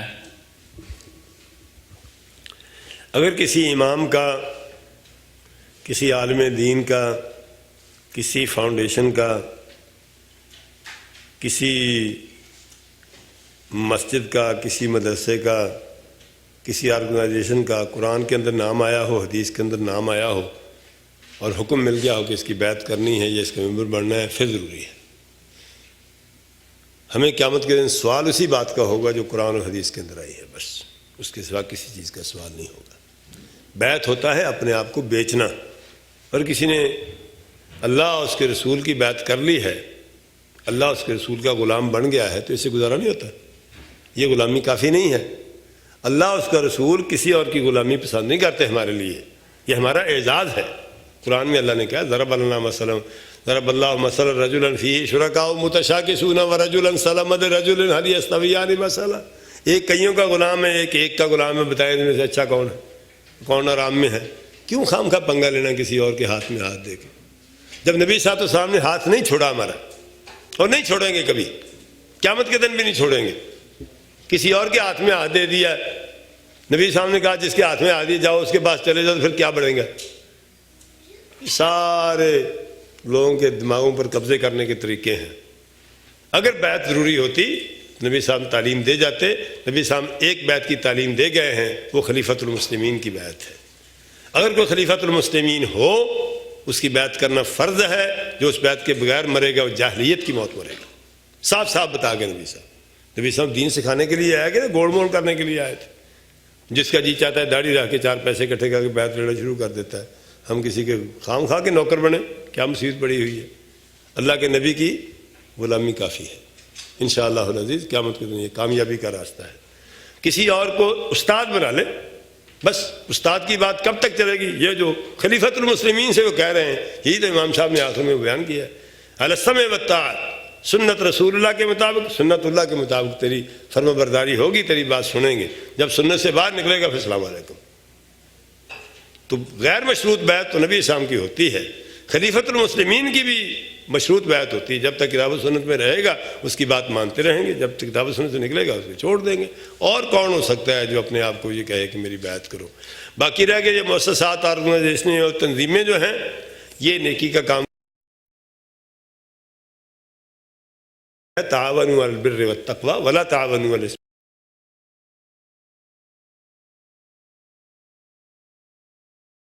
سب بناتا ہے, آرگنائزیشن بناتا ہے, وہ تمہارا تعاون کرتا ہے نیکی کے کام میں. آپ کا فرض بنتا ہے اس کے جواب میں اس کے ساتھ بھی تعاون کرے. وہ نہیں تعاون کرتا تو آپ بھی نہ تعاون کریں. وہ نیکی نہیں کرتا تو آپ تعاون نہ کریں. نیکی کے کام میں جو شخص بھی جس کا بھی تعاون کر سکتا ہو وہ فرض ہے تعاون کرنا. اور اگر کوئی نیکی نہیں کرتا تو پھر تعاون فرض نہیں ہے. یہ ممبرشپ بھی ایک تعاون کی ایک شکل ہے. کوئی اختیار کر لے, تعاون کر سکتا ہو, کرے گا تو اجر پائے گا, لیکن پابندی نہیں لگا سکتے, فرض نہیں کہہ سکتے کسی کو. کیا وجہ ہے کہ کچھ احادیث کو ضعیف کہا جاتا ہے, اور ہمیں کیسے پتہ چلے گا کہ کون سی احادیث ضعیف ہیں؟ ہمیں یار ابھی تک نہیں پتہ چلا کہ امریکہ کی نیشنلٹی کیسے ملتی ہے. ہم آپ کو کہتے ہیں بتائیں کیسے ملتی ہے. اگر لینی ہوگی تو پتہ کر لیں گے. کوئی ہے طریقہ پتہ چلانے کا یا نہیں؟ 3600 بندہ بتا دے گا. ایسے ہی ہے, ہر میدان کے اسپیشلسٹ موجود ہیں, اس سے پوچھ کے ہی پتہ چلے گا. ویسے تو نہیں پتہ چل سکتا. اگر کوئی پتہ چلانا چاہتا ہے تو وہ زندگی وقف کر لے. یہ بہت لمبا چوڑا شغل نہیں ہے, سال 6 مہینے لگائیں گے تو انشاءاللہ العزیز پتہ چل جائے گا. جن کو پتہ ہے ان کو پتہ ہے, پھر ان پر اعتماد کر لیں. جو دیانتداری سے بتاتے ہیں پتہ چلانا قطعاً مشکل نہیں ہے. اس لیے کہ میں نے آپ کو پہلے بتایا کہ جتنی حدیثیں ہیں ساری حدیثوں کی سندیں ہیں. جس کی کوئی سند نہ ہو اس کو موضوع کہتے ہیں, پتہ چل گیا جھوٹ ہے. جس کی سند بندوں کے نام لکھے ہوئے ہیں, سمجھ گئے. یہ جو میں نے آپ کو پڑھ کے سنایا, فلاں نے مجھے سنایا, فلاں نے مجھے سنایا, فلاں نے مجھے, 5 آدمی ان کا نام لکھے ہوئے ہیں. اچھا, پھر وہ ایک مستقل کتابوں کا سلسلہ ہے جن کے اندر ان کی سوانح عمریں لکھی ہوئی ہیں. پھر آپ ایک آدمی کی سوانح عمری تلاش کریں گے کتاب میں, پڑھیں گے کہ کس قسم کا آدمی تھا, وہ بتا دے گا آپ کو کیسا آدمی تھا. ٹھیک ہے, یہ ٹھیک ہو گیا. دوسرا بھی ٹھیک ہو گیا. تیسرے کے بارے میں وہ بتا دے گا اس میں گڑبڑ تھی, بس حدیث ضعیف ہو گئی. اچھا, بتائے گا نہیں ٹھیک تھا لیکن یادداشت کمزور تھی, یہ حسن ہو گئی. اس طریقے سے ہر حدیث کا اسی طریقے سے جائزہ لیا جا چکا ہے. آج بھی کوئی جائزہ لینا چاہے تو بالکل ہی آسان کام ہے, قطعاً مشکل نہیں ہے. تھوڑا سا پتہ ہو, سند آپ کے سامنے پڑی ہے, ایک ایک آدمی کے حالات کے